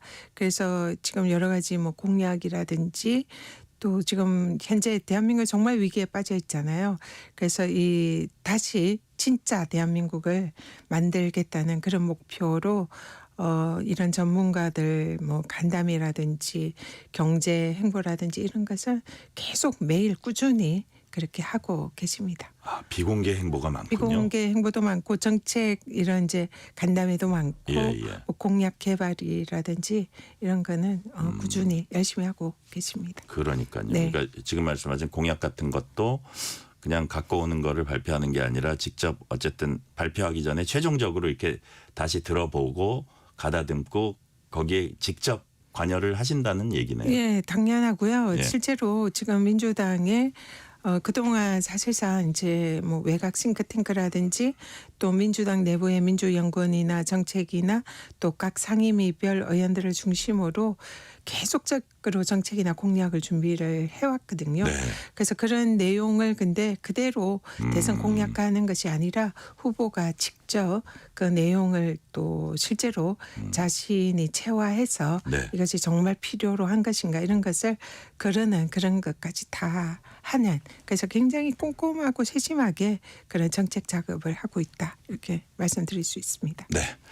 자, 영상 다큐멘터리 출마 선언 때 이제 화면을 보니까 우리가 이제 통상적으로 양복 정장 차림에 흰 셔츠에 넥타이 매고 이게 이제 가장 일반적인 복장이잖아요. 네. 특히 이제 대선 후보 남자 대선 후보라 그러면 대부분이 이제 그렇다고 볼 수 있는데 그 넥타이도 매지 않았고 안에는 이제 하얀 셔츠를 입었는데 겉에 보니까 연한 거의 하얀색에 가까운 베이지색 니트를 입었습니다. 네. 그다음에 다른 행사할 때도 양복 자켓을 입었는데 노타이에 소라색 셔츠 이런 것들 코디가 있을 거다는 생각이 드는데 편안한 느낌, 안정된 느낌 이런 걸 신경 썼다고 봐야 되나요? 굉장히 요즘 이미지가 굉장히 따뜻하고 아주 친근한 느낌이 드는 그런 이미지로 변신하신 것 같아요. 사실은 이 대표 마지막까지 그 정말 이재명 대표께서 진짜 눈코 뜰 새 없이 바쁘셔가지고 그 마지막 날에도 사실 염색도 못하고 흰머리가 희끗희끗하고 그런 좀 매우 좀 힘들어 보이는 그런 느낌이었거든요. 네네. 그런데 바로 그 며칠 그냥 2, 3일 지나서 정말 깜짝 변신해서 굉장히 의원님도 놀라셨어요? 예, 깜짝 놀랐습니다. 대표님 너무 멋있어졌어요. 제가 그렇게 말씀드렸고. 뭐라고 대답했습니까? 웃으시더라고요. 예. 근데 대표님이 전에도 제가 옆에서 그런 조언을 몇 번 드린 적이 있어요. 그래요? 예, 그래서 그런 부분에 대해서 굉장히 센스가 있으신 것 같아요. 역시 예. 전현희 의원님의 어드바이스가 통한 거군요. 그건 뭐 꼭 그런 건 아니겠지만 예. 어쨌든 그런 말을 귀담아 듣고 또 자신의 뭐 이미지나 이런 것도 이렇게 신경 쓰면서 챙기는 그런 분이신 것 같다 이런 생각 들더라고요. 네. 아까 이제 정책 꼼꼼히 챙기고 정책 간 다음에 이제 공약 개발 말씀하셨는데 앞으로 정책 청사진 하나하나 내놓을 텐데 어디에 방점이 찍힐 걸로 보세요? 지금 대한민국에서 가장 중요한 것은 지금 국민들 먹고 사는 문제. 네. 이제 대표께서 잘사니즘 이런 식으로 표현을 하셨지만 예. 이 경제가 너무 어렵잖아요. 그래서 가장 중요한 부분이 민생과 경제다 이렇게 생각을 합니다. 그리고 대표께서 그렇게 이제 대한민국의 국민들이 좀 잘 먹고 잘 살기 위해서 경제를 어떻게 해야 되는가 이런 부분에 늘 고민을 하고 계세요. 그래서 그런 쪽으로 이 정책 공약이 많이 나올 네. 거다 이렇게 생각을 하고 있고 그리고 또 지금 이제 그 새로운 그 외교 통상 전쟁이 시작이 됐잖아요. 그 부분에 있어서도 늘 이제 통상 이런을 위한 이런 국회 차원의 대책 기구를 둬야 된다 이런 말씀도 그동안 그 선제적으로 하셨고 그런 부분에 관해서도 대응을 하는 그래서 각 통상 전문가들과 주위에서 지속적으로 계속 토론을 하면서 대책을 세우고 있는 걸로 알고 있습니다. 네. 자. 뭐 나머지 두 후보라 그러면 안 되지만 김동연 후보, 김경수 후보. 김동연 경기지사는 국제 감각 갖춘 경제 전문가 이 부분은 이제 강조할 것 같고요. 김경수 전 경남지사 국가 균형 발전이라든지 개헌 등 들고 나올 것 같은데 이 두 분이 최근에 보니까 증세가 필요하다. 이게 이제 약간 그 이재명 전 대표하고 차별성을 두려고 화두를 던진 것 같아요. 지금 뭐 국가 재정 얘기도 하고 그다음 복지 정책 이거하고 이제 연결이 되는 건데 자 이재명 후보라는 강자에 맞서서 이 두 후보가 어떤 전략으로 경선에 임할 거라고 예상을 하십니까? 두 후보께서 지금 이제 아직 본격적으로 뭐 이런 경선이 무르익지 않아서 정확하게 이제 어떤 전략인지는 알 수는 없으나 저도 이제 그쪽 캠프에서 좀 일하시는 분들과 대화도 하고 이렇게 하면 두 분 다 좀 공통적으로 이번 경선에서는 경제가 중요하고 또 외교 통상이 중요하고 그런 부분에 대해서 좀 장점이나 또 그런 정책 이런 걸 부각을 하실 것 같고요. 그리고 또 이 당내 경선에서 좀 이제 지금 유력한 후보에 대해서 지나치게 각을 세우거나 이렇게 하지 않고 바깥에 대해서 이렇게 이제 함께 대응을 하면서 좀 약간은 착한 후보 그런 컨셉으로 하려는 이런 움직임이 있는 게 아닌가 이렇게 보고 있습니다. 네, 착한 후보. 네. 자. 경선 일정 보면 눈에 띄는 점이 있습니다. 2021년 그때 대선 경선 때는 TV 토론회만 17차례 했거든요. 네. 이번에 2차례더라고요. 네. 이유가 뭘까요? 지금이 좀 굉장히 위기 상황이니까 그런 것 같습니다. 아직도 내란 상황이 종식이 되지 않았고 또 지금 대통령 한 명만 파면이 되었을 뿐이지 여전히 이제 우리 민주당 입장에서는 뭐 국힘 정권이 사실상 지금 지속되고 있는 그런 상황에서 저희들이 운신의 폭이라든지 뭐 이런 여러 가지 뭐 여러 제약이 있는 게 사실이고요. 무엇보다 이런 위기 상황에서 이 당내 경선에서 너무 지나치게 진을 뺀다든지 또 내부가 지나치게 경선을 하면서 경쟁이 과열된다든지 이런 거는 지금은 그럴 때가 아니다. 그래서 더 좀 절박하게 좀 가급적 경선을 좀 줄이고 그리고 본선을 대비해야 되는 거 아니냐. 그러니까 아무래도 비상시기이기 때문에 그런 것 같습니다. 자, 비상세기이기 때문에 그렇다고 말씀하셨고 이제 이번 질문은 제가 연결되는 질문입니다. 완전 국민 경선제를 이번 대선 경선에서 그 이전과는 달리 이제 도입하지 않고 국민 여론조사로 이제 했잖아요. 50%를. 자, 이게 경선 흥행과 관련한 우려도 있는데 자, 이런 것들이 다 아까 말씀드린 어떤 토론의 숫자, 본선에 더 집중한다 이런 말씀을 하셨는데 이해가 되고요. 근데 이런 게 다 이재명 후보 리스크를 최대한 줄여야 되는 거 아니냐 이런데 초점이 맞춰졌다 이런 그 분석도 할 수 있을 것 같아요. 그 부분은 네, 어떻게 보세요?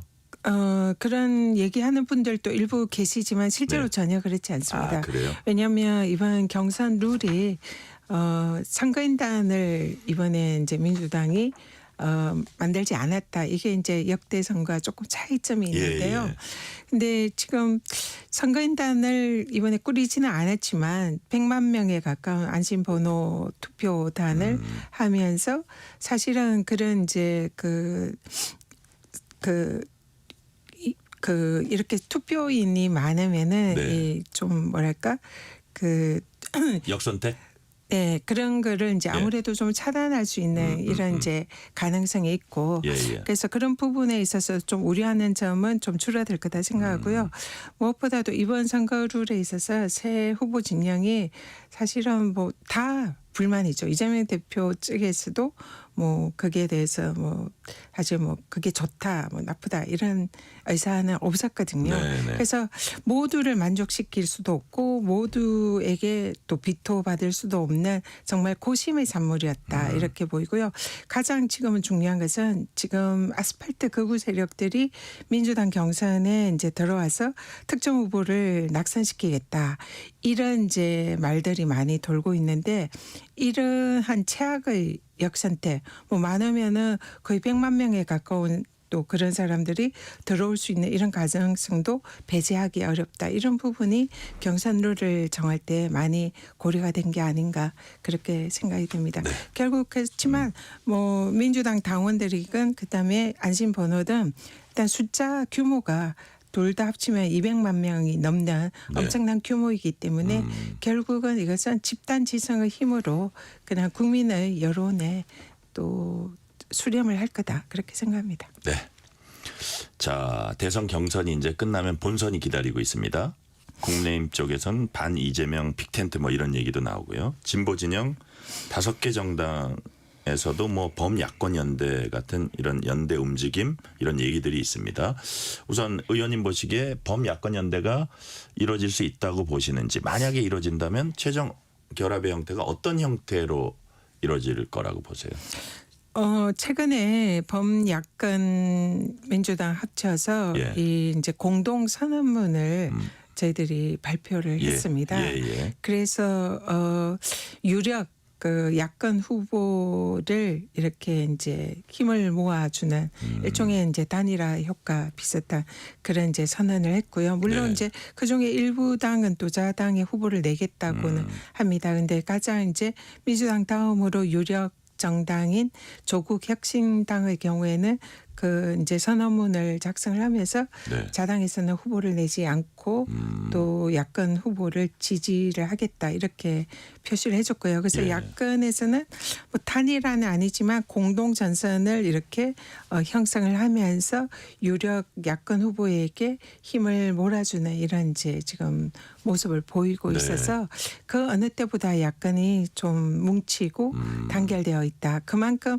외부의 위기 상황을 많이 느끼기 때문에 그런 게 아닌가 이렇게 생각이 듭니다. 그러니까 의원님 말씀은 뭐 아직 단일화 단계 이런 건 아니지만 어쨌든 연대 네, 형태로 네.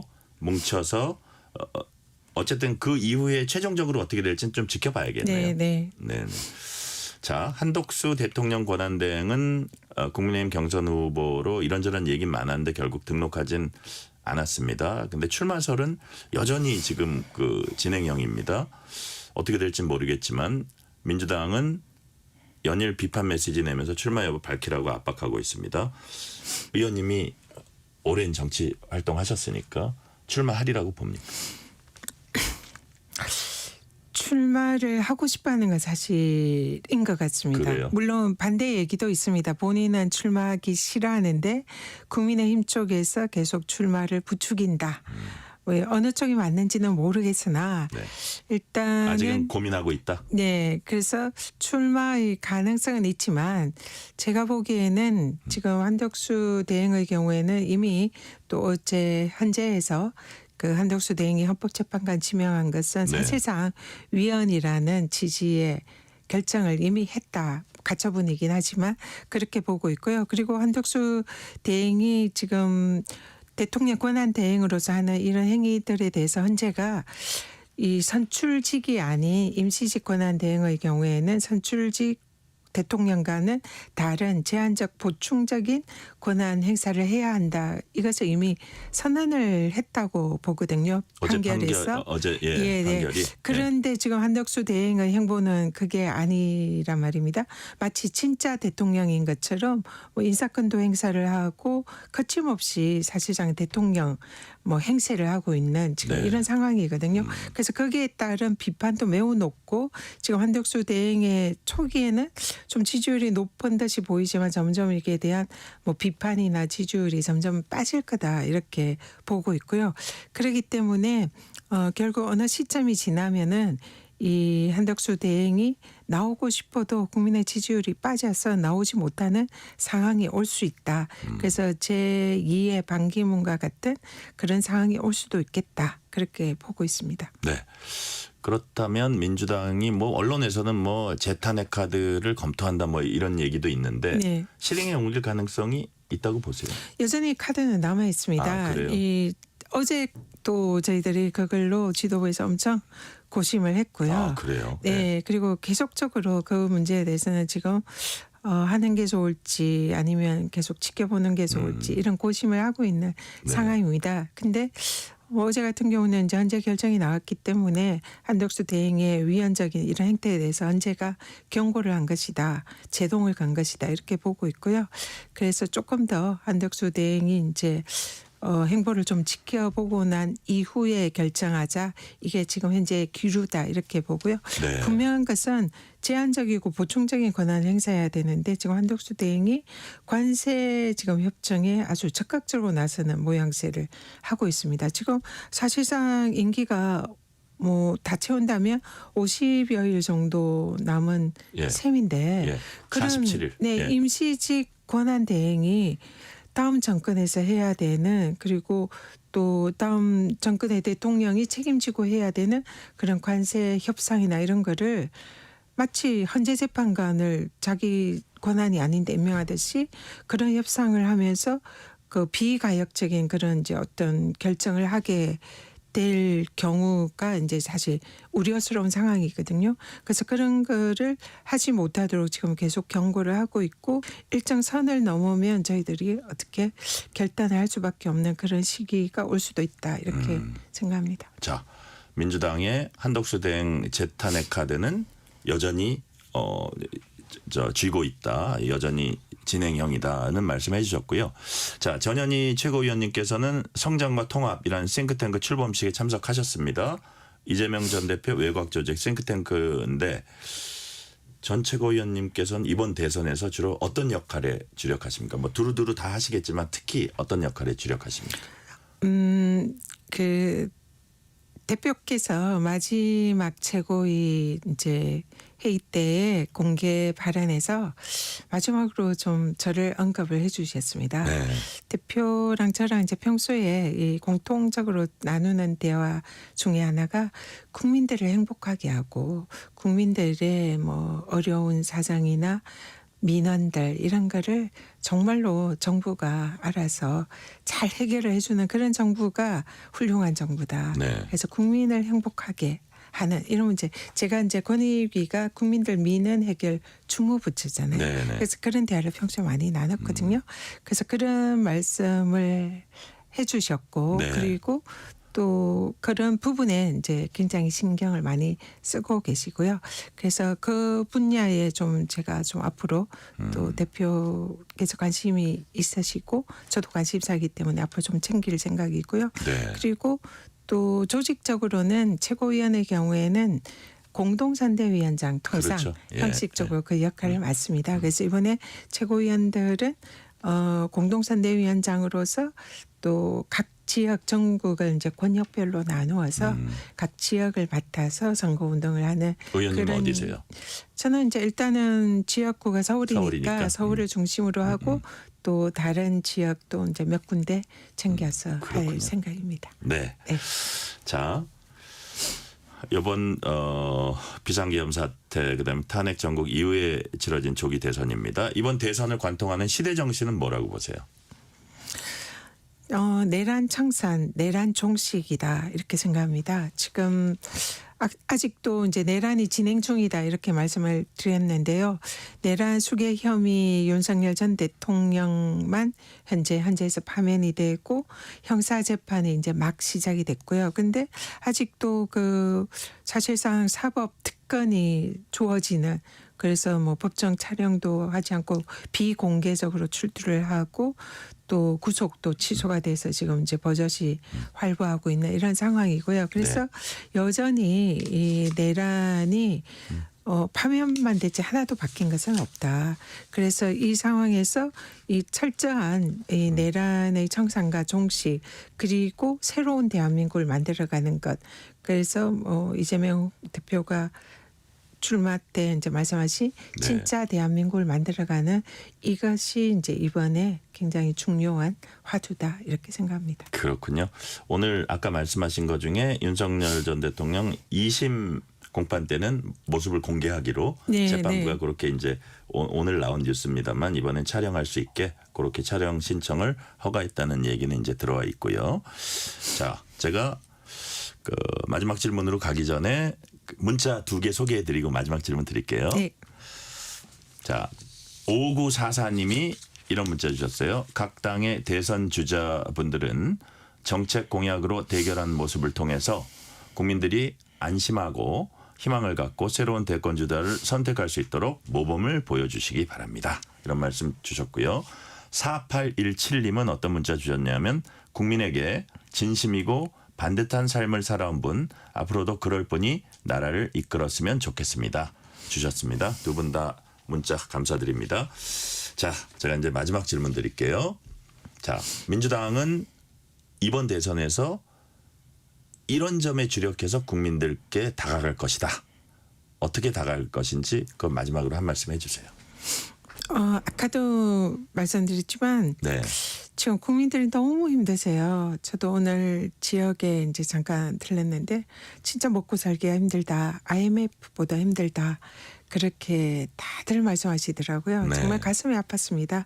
정치의 기본은 정말 국민들 잘 먹고 잘 살게 행복하게 하는 게 정치의 기본이고 목적이다 생각하거든요. 그래서 국민들을 행복하게 만드는 것 이것이 이번 대선에서 각 후보들이 또 국민들께 그런 비전을 보여줘야 된다 생각하고요.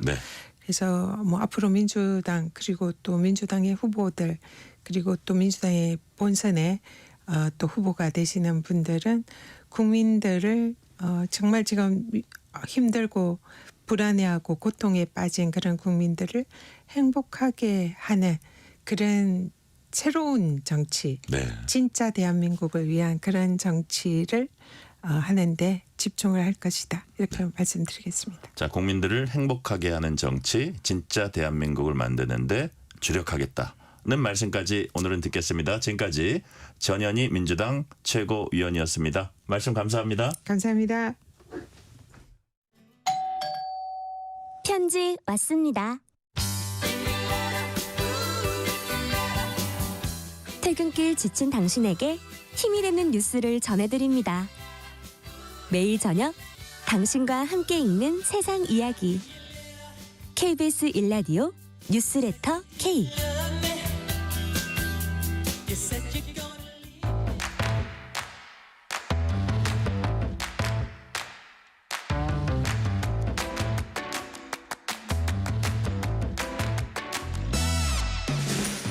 오늘 가장 뜨거운 뉴스, 화제 소식 쏙쏙 골라서 전해드립니다. 뉴스레터 브리핑 연합 인포맥스 윤슬기 기자 나오셨습니다. 윤슬기 기자님 어서 오세요. 네, 안녕하세요. 정부가 2026학년도 의대 모집 인원을 증원 이전 수준으로 되돌리기로 했습니다. 이로써 의대 증원 정책은 1년여 만에 사실상 백지화됐다고 봐야겠죠. 네, 그렇습니다. 정부가 2026학년도 의과대학 모집 인원을 기존 증원 계획에서 철회하고 2024학년도 수준인 3,058명으로 확정했습니다. 네. 오늘 이주호 사회부 총리 겸 교육부 장관이 브리핑을 통해 이렇게 밝힌 건데요. 이번 결정은 지난달 7일 정부가 밝힌 조건부 조정 방침의 후속 조치입니다. 당시 정부는 말씀하신 대로 의대생들이 3월 내 전원 복귀할 경우 2,000명 증원했던 의대 정원을 다시 원래대로 되돌리겠다고 밝혔었는데 하지만 실질적으로 의대생들의 전원 복귀는 또 이루어지지 않았습니다. 등록이나 복학은 대부분 완료됐지만 수업 참여율이 전체 평균의 25.9%에 불과한 상황입니다. 네. 예과생은 22%, 본과생은 29% 수준이었고 전체 의대 중 수업 참여율이 절반을 넘는 곳은 단 4곳뿐이었습니다. 그럼에도 불구하고 정부가 의대교육 정상화가 시급하다는 대학 총장단과 학장단의 요청을 수용해 이번 결정을 내린 것으로 보입니다. 네, 그렇다면 이번 정원 조정은 의대 측 요청이 큰 영향을 미친 거라고 봐야겠네요. 네, 맞습니다. 교육부도 실제 수업 참여율이 기대에 못 미친다는 점은 인정을 했는데요. 의과대학 총장협의회가 의정 갈등 장기화에 따른 교육 공백을 해소하기 위해 정원 조정을 건의했다는 점을 반영했다고 밝혔습니다. 특히 이번 정원 확정은 2026학년도에만 적용되는 조치인데요. 향후에는 의대 교육의 정상화 여부, 수업 복귀율, 의료 현장 수요 등을 종합적으로 고려해 정원 조정 여부를 다시 판단할 수 있다는 여지를 남겼습니다. 결국 정부가 수업 복귀라는 명확한 조건이 충족되지 않았음에도 교육 공백을 최소화하기 위한 실용적 선택을 한 것이란 평가입니다. 향후 의대생들의 수업 참여와 정부의 의료 정책 대응이 어떻게 전개될지 주목되고 있는 상황입니다. 네, 윤 기자. 근데 여기까지 오기까지 오래 걸렸습니다. 또 이로써 모든 문제가 해결됐다 이렇게 보기는 힘들죠. 네, 사실 이제 교육부는 지난 3월 발표에서 전원 복귀라는 조건을 좀 분명히 내세웠잖아요. 네네. 그럼에도 실제 수업 복귀율이 낮은 이런 상황에 정책을 좀 뒤집으면서 정부가 대입 정책의 신뢰성과 의료개혁 명분을 모두 잃었다라는 지적이 제기되고 있습니다. 의료계 내부에서는 정부가 이번 결정을 통해 쓸 수 있는 카드를 모두 소진했다라는 평가가 지배적입니다. 일부 전공의와 의대생들 사이에서는 2026학년도뿐만 아니라 이후 학년도까지 증원을 막아야 한다는 목소리도 오히려 커지고 있고요. 필수 의료 정책도 백지화될 때까지 복귀하지 않겠다라는 분위기가 확산 중입니다. 결과적으로 정부는 실효성도 명분도 확보하지 못한 채 정책 유연성이라는 이름 아래 신뢰를 좀 잃게 됐다라는 비판에 직면하고 있는 상황입니다. 네, 주제 바꿔봅니다. 한국은행이 오늘 기준금리를 동결했습니다. 그 배경이 뭡니까? 네, 한국은행 금융통화위원회가 오늘 열린 2분기 첫 통화정책 방향 회의에서 기준금리를 연 2.75%로 유지하기로 했는데요. 네. 이번 결정은 최근 급등한 원달러 환율이 가장 큰 영향을 미친 것으로 보입니다. 환율이 한 달 사이에 1,410원에서 1,480원 사이를 좀 오르내리면서 큰 변동성을 보였잖아요. 네네. 만약 이제 우리나라가 추가로 금리를 내릴 경우 미국과의 금리 차가 지금보다 더 벌어지게 되면서 이 경우 이제 좀 원화 가치가 떨어지게 되고 환율 불안이 커질 수 있다라는 우려가 작용했습니다. 네. 여기에 가계대출 급증과 부동산 시장 불안도 금리 동결 결정에 영향을 좀 줬는데요. 금통위는 작년 10월과 11월 연속으로 금리를 인하하며 통화정책 기조를 완화로 전환한 바 있잖아요. 네. 근데 올해 1월엔 잠시 숨고르기를 했고 2월에 다시 0.25% 인하를 단행을 했는데 이번엔 환율 부담과 대내외 불확실성이 겹치면서 인하를 멈췄다라고 보고 있습니다. 미국의 상호관세 발표로 경제에 대한 불확실성도 확대됐다는 점도 작용했는데요. 아까 말씀드린 대로 환율이 지난달 말 1,470원 선까지 올랐고 이달 9일에는 1,484.1원까지 치솟았잖아요. 이는 2009년 금융위기 당시 이후 16년 만에 가장 높은 수치였습니다. 비록 이후 상호관세 유예 소식에 따라 1,420원대까지 환율이 다시 내려오긴 했는데 언제든 다시 오를 수 있는 상황입니다. 이창용 한국은행 총재도 환율의 절대 수준보다 변동성 확대를 더 경계해야 한다라고 강조해 왔는데 그래서 금리를 급히 움직이기보다는 신중히 대응하겠다라는 해석으로 보입니다. 그렇군요. 자, 그리고 이제 경제 전문가들 보면은 뭐라 그러냐면 부동산과 가계 대출 흐름도 이번 동결 결정이 영향을 줬다 이렇게 보고 있거든요. 윤 기자 보시기에도 실제로 그렇습니까? 네, 그렇습니다. 금리 인하와 규제 완화 여파로 2월엔 5대 은행의 가계대출이 3조 원 넘게 증가했습니다. 네. 3월에도 증가세는 이어졌지만 다소 둔화되긴 했는데요. 그런데 이번 달 10일까지 다시 1조 1천억 원 이상 불어나면서 증가 속도가 좀 빨라지고 있는 상황입니다. 2월에 토지거래 허가구역이 해제되면서 서울 주택거래가 늘었고 이는 수개월 시차를 두고 가계대출 확대를 유발할 가능성이 좀 큰 상황이거든요. 이런 상황에서 또다시 이제 금리를 내릴 경우 대출 증가에 더 기름을 붓는 격이 될 수 있잖아요. 그래서 주택시장 불안이 다시 고개를 들 가능성도 무시할 수 없었다라고 보고 있습니다. 또 금융 불안이 금통위 결정의 핵심 변수로 작용한 거다라는 평가인데요. 네. 금리 인하를 위해서는 시장에 보다 뚜렷한 안정이 필요한 상황입니다. 서울 부동산 가격의 안정 추이도 향후 금통위 판단의 중요한 기준이 될 것으로 보입니다. 아, 그렇군요. 정작 관심은 향후 금리 방향에 더 모아지고 있습니다. 자, 윤 기자 보시기에 다음 회의에서는 추가로 인하할 가능성이 있습니까? 전문가들은 하느니 다음 달엔 다시 금리를 인하에 나설 가능성이 있다라고 그래요? 보고 있는데요. 전제 조건은 환율이 지금보다 좀 다소 안정이 되고 경기 둔화 지표가 조금 더 뚜렷해지는 것이 전제 조건입니다. 현재 시장에선 올해 성장률이 1.5%에 머물 것이다라는 전망이 많은데 일부 민간 기관은 아예 0%대 성장률까지 내다보고 있거든요. 1분기 성장률이 마이너스로 나올 가능성도 제기되고 있는 상황입니다.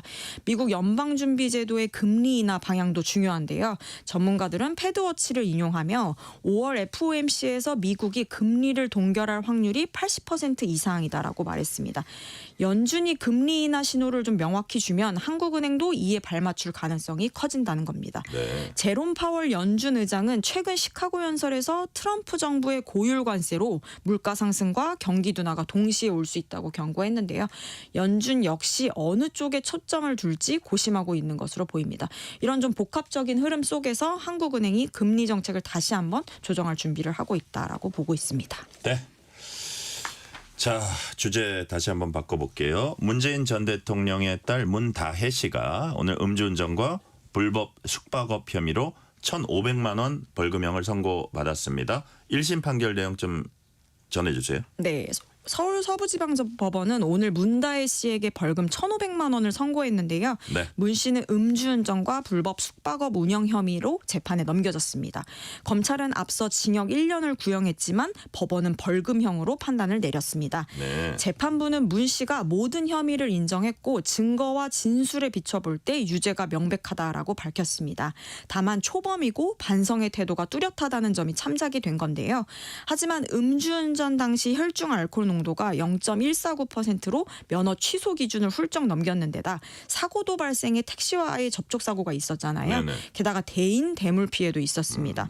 또 서울과 제주 등 세 곳에서 미신고 숙박업을 장기간 운영했고 수익도 1억 3,600만 원에 달했습니다. 네. 이에 대해 재판부는 죄질이 가볍지 않다라고 지적을 했고요. 불법 숙박업 운영 장소는 오피스텔, 빌라, 별장 장기간 운영된 점이 양형에 반영됐습니다.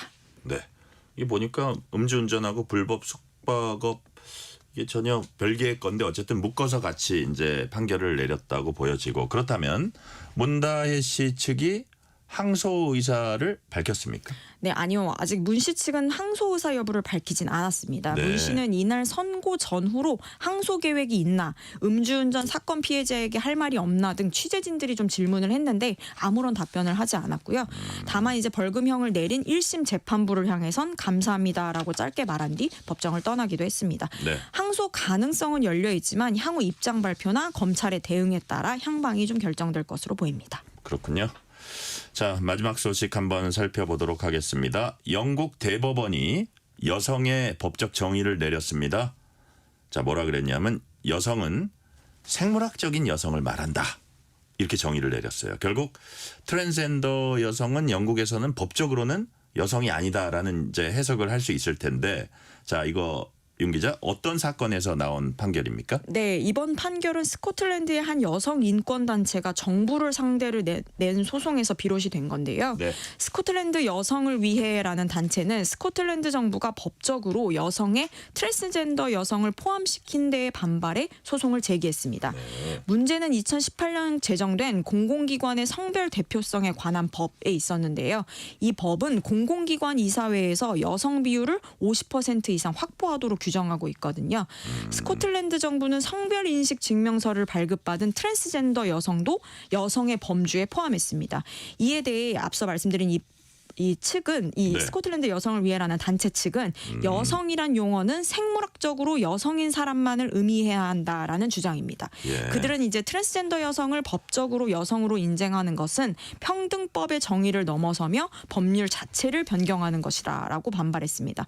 소송은 영국 대법원까지 올라갔고요. 재판부는 만장일치로 소송을 제기한 이 단체 측의 손을 들어줬습니다. 재판부는 2010년 평등법은 남성과 여성을 이분법적으로 구분하고 있으며 이는 자명한 생물학적 차이에 기반한다라고 밝혔습니다. 비록 법률 조항에 생물학적이라는 표현은 없지만 이는 따로 명시할 필요도 없는 기본 전제로 간주된다라고 설명했습니다. 결국 이번 판결은 평등법에서의 여성이 생물학적 여성임을 분명히 한 것이라고 볼 수 있는데요. 이로 인해 이제 스코틀랜드 정부는 기존 정책을 수정해야 하는 상황인데요. 이번 사건은 성별 정의에 관한 법률적 기준을 다시 조명하게 된 계기로 평가받고 있습니다. 네, 여기까지 말씀 듣겠습니다. 지금까지 연합인포맥스 윤슬기 기자였습니다. 윤슬기 기자님 감사합니다. 감사합니다.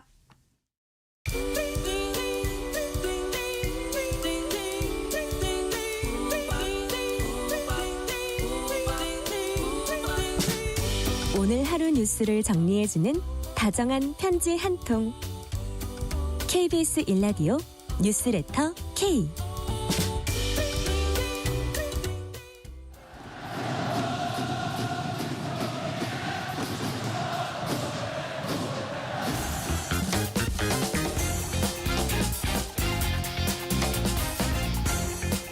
한 주의 스포츠 소식 전해드립니다. 스포츠는 완수. 이번 주 스포츠 뉴스 KBS 김한수 기자와 완수해보겠습니다. 지금 전화 연결돼 있습니다. 김한수 기자님 안녕하세요. 네, 안녕하세요. 제가 오늘 좀 밖에 있습니다. 그래서 전화로 수익 좀 못 가고 전화로 연결하게 됐습니다. 아이고 예. 그래도 또 이렇게 연결해 주셔서 감사드리고요. 첫 소식 야구입니다. 믿기지 않는 타격 부진으로 노심초사하던 하나 타선이 반등의 신호탄 쐈습니다. 2주 연속 3연승. 자, 시즌 초반 가슴 저리던 하나 팬들 입장에선 정말 승리를 만끽하고 있겠어요. 네, 보살 팬들이 뭔가 좀 보살 팬들이 좀 보상받는 느낌이라고 할까요? 사실 뭐 그동안 뭐 투수들은 굉장히 좋았는데 네. 타자들이 좀 부진했었잖아요. 네네. 근데 플로리알 선수, 뭐 노시환 선수, 최은성 선수가 한때 일할 때까지 떨어졌었는데 중진 타자들이 요즘 타선이 살아나면서 지난주에 이어서 이번 주 현재까지 3연승을 기록하고 있습니다. 네네. 많이 기억하시겠지만 개막 초에 뭐 KT에 지고 LG에 3연패 당하면서 4연패 당했었고요. 3월 30일에 기아전을 시작으로 해서 또 4연패를 당할 때 그때는 정말 올해 시즌 개막할 때만 해도 5강에 분류가 됐었는데 왜 이러나 싶었을 거예요. 사실 뭐 경기장도 새로 지어서 새로운 마음으로 시작한다고 했었는데 그때와는 너무나 다른 모습입니다. 지난 9일부터 이제 페이스가 변하기 시작했는데 부산전을 5대4로 승리한 다음부터 어제 SSG의 10대4 승리까지 최근 7경기에서 한 번만 졌어요. 3연승하고 한 번 지고 3연승하고. 네. 요즘 뭐 야구 볼만 날 건데 최근 뭐 7경기 팀 타율을 보게 되면 충분히 이해가 됩니다. 3할 1푼 9리 또 OPS가 0.8이 넘어요. 그러면 이 기간 동안에는 사실은 뭐 10개 팀 중에 1위거든요. 한화가 정말 신바람을 내고 있는데 아까 말씀드렸던 것처럼 노시환 선수 최근 7경기에서 타율이 3할 때가 넘습니다. 그때 1할 때였는데 홈런 2개 치고 7타점 치고 OPS가 0.9 이제 타율이 2할 4푼 4리까지 올라왔는데 이 선수의 최대 장점은 홈런을 5개까지 치고 있다는 거예요. 공동 2위를 달리고 있어서 이제 노시환 선수가 나오면 과거의 홈런왕의 기억을 떠올리면서 하나 팬들이라면 하나 넘겨줄 것 같다. 이런 느낌 가지실 수 있을 것 같아요. 최은성 선수도 마찬가지죠. 타율이 최근 7경기에 4할 때가 넘어요. 그리고 OPS가 1이 넘기 때문에 또 어제 또 마수거리 홈런까지 쳐서 최은성 선수가 이제 좀 발 받쳐줄 거다 싶을 거고 사실 한화 팬들한테 좀 그 뭐랄까 좀 부족한 부분 이런 건 사실 외국인 선수의 활약이었거든요. 네네. 근데 이제 플로리오 선수가 7경기에서 4할 1푼 9리, 홈런 1개 치고 7타점. OPS가 무려 1.199예요. 뭐 거의 한번 두세 타석에 한 번쯤은 2루타 이상 친다는 얘기인데. 그러니까요. 네. 삼성 1승 되니까 사실은 그동안 투수들 입장에서는 타격이 좀 받쳐주지 못해서 좀 아쉬웠다 싶은데 삼승을 거두고 있는 폰세 선수를 중심으로 마운드도 안정되어 가고 있고요. 이제 오늘 류현진 선수를 선발로 해서 문학 경기를 치르게 되는데 오늘 이기면 승률 5할을 회복하게 됩니다. 네. 5할이면은 뭐 5위 안에 든다 이렇게 볼 수 있는데 지금 사실 공동 4위가 롯데하고 삼성인데 둘 다 공동 4위예요. 그러니까 여기 합류할 수 있는 상황이거든요. 그래서 오늘 경기 잘한다면 현재 6위인데 조금 더 도약할 수 있는 가능성 높아 보입니다. 네. 자, 어제는 발이 워낙 빨라서 황보르기니라는 별명 가진 롯데 황성빈 선수가 기상천외한 발야구 선보였습니다. 발야구 어땠습니까?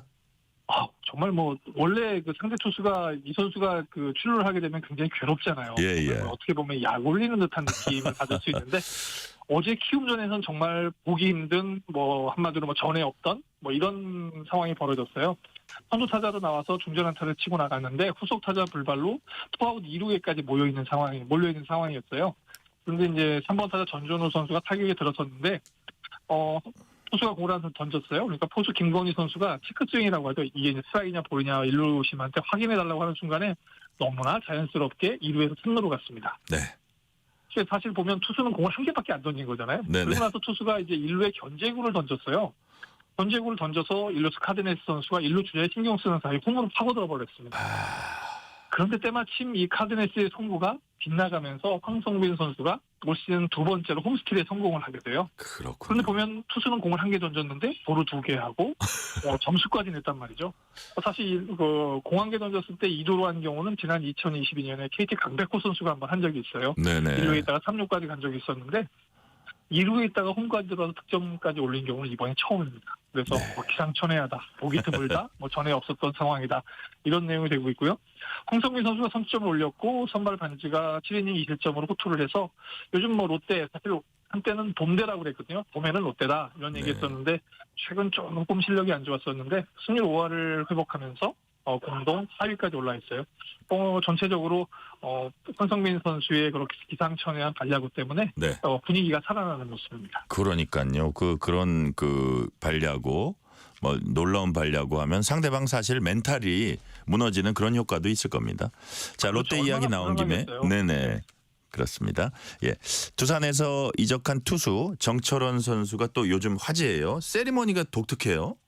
네, 사실 삼진 잡고 이렇게 과격한 세레모니를 하게 되면 사실 상대방의 입장에서는 조롱하는 거 아니야 이런 느낌 받을 수도 있을 것 같아요. 멘탈 싸움인 것 같아요. 네, 보통 투수들은 좀 침착하고 상황을 읽어야 되고 하기 때문에 좀 차분한 편인데 너무나 다른 모습이죠. 예. 메이저리그에도 이런 비슷한 선수가 있어요. 콜로라도의 제프리 얀이라고 하는 선수가 있는데 이 선수는 삼진을 잡으면 공중으로 펑창펑창 뜹니다. 그래서 공중 데뷔 투수라는 별명이 있는데 아직까지는 메이저리그 데뷔한 걸 제가 아직 못 봤어요. 그런데 이렇게 정철원 선수가 전통의 라이벌이라고 할 수 있는 기아의 위즈덤 선수 앞에서 삼진을 잡고 이렇게 포효를 했거든요. 그러니까 위즈덤 선수가 제프리 얀 선수를 이렇게 상대해 봤는지는 모르겠지만 정말 느낌은 좀 째려보는 듯한 느낌?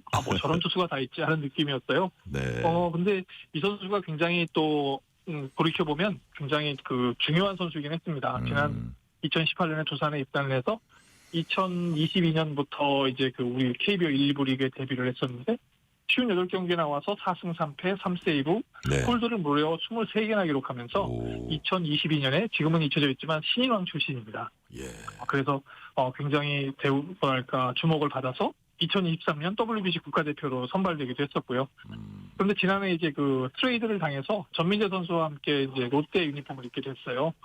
그래서 사실은 두산에서는 그렇게 지금 같은 세레모니를 하지 않았는데 롯데에 오면서 이런 세레모니를 하면서 요즘 롯데 팬들의 마음을 들었다 놨다 합니다. 이 선수가 팔짝팔짝 뛰면 삼진을 잡아서 기분이 좋기는 한데 한편으로는 약간 조금 민망하고 경망스럽게 느껴질 수 있잖아요. 네네. 근데 이 선수가 너무 파이팅이 넘칩니다. 지금 5위에 공동 4위에 있지만 항상 그 나의 목표는 롯데와 함께 우승하는 것이다. 이렇게 해서 선수단에게도 자신감을 불어넣고 팬들에게도 자신감을 불어넣고 있거든요. 네네. 올 시즌 13경기에 나와서 1승 1패 7홀드를 기록하고 있어요. 홀드 부분에서는 지금 KT 김민수 선수와 함께 공동 1위입니다. 네. 전체적으로 아까 황성민 선수가 그 주루를 하면서 내야에서 막 상대를 흔든다면 마운드에서는 정철원 선수가 상대 멘탈을 좀 나가게 하고 있는 것 같아요. 네. 한국 프로야구에서 보면 좀 이색적인 선수지만 전체적으로 야구를 보는 또 하나의 볼거리를 제공하면서 마운드에서 새로운 아이콘으로 부상하고 있습니다. 그러니까요. 롯데 팬들이 얼마나 즐겁겠습니까? 자, 이번엔 메이저리그로 가봅니다. 이정우의 상승세가 인상적입니다. 홈런에 멀티안다의 활약이 대단하죠? 네, 오늘도 필라델피아전에서 첫 타석부터 적시타를 터뜨렸어요. 아, 그래요? 5타수 2안타, 2타점 2득점. 이게 두 번째 타석에서 2루타를 쳐서 이 부분에서는 이제 저번에도 1위라고 말씀드렸었는데 그동안 3개를 더 쳐서 10개입니다. 2위 부분들이 이제 그 8개 정도 치고 있기 때문에 2루타 제조기 이렇게 불릴 것 같아요. 예. 2루타 치고 출루해서 역전 득점까지 올려서 팀의 11대4 승리를 견인했습니다. 타율도 3할 3푼 8리거든요. 그러면 지금 메이저리그에서 공동 5위입니다. 또 18경기에 출전했는데 7번 멀티히트를 기록했어요. 네. 그래서 거의 한 경기의 반 정도는 2개 이상의 안타나 홈런을 치고 있다는 얘기인데 전체적으로 그 아까 이제 말씀드렸던 그 우리 외국인 선수들의 장타율과 비교해도 전혀 그 손색이 없어요. 네. 그래서 장타율이 6할 4푼 7리고 출루율이 4할. 그러니까 OPS가 1이 넘습니다. 네. 그 내셔널리그 서부지구 2위를 현재 달리고 있는데 다저스에 앞서 있거든요. 네. 이렇게 이정우 선수가 계속 잘해준다고 한다면 올해 내셔널리그 타격왕으로 전망한 지난주에 전해드렸던 ESPN에선 그 이정우 선수가 올해 잘한다면 내셔널리그 타격왕도 되고 MVP 투표에서는 5위 안에 들어갈 것이다 이런 전망을 했었는데 네. 지금 같이만 해준다면 충분히 가능성이 있을 것 같아요. 그래서 이정우 선수 멀리 있지만 응원해 봅니다. 네.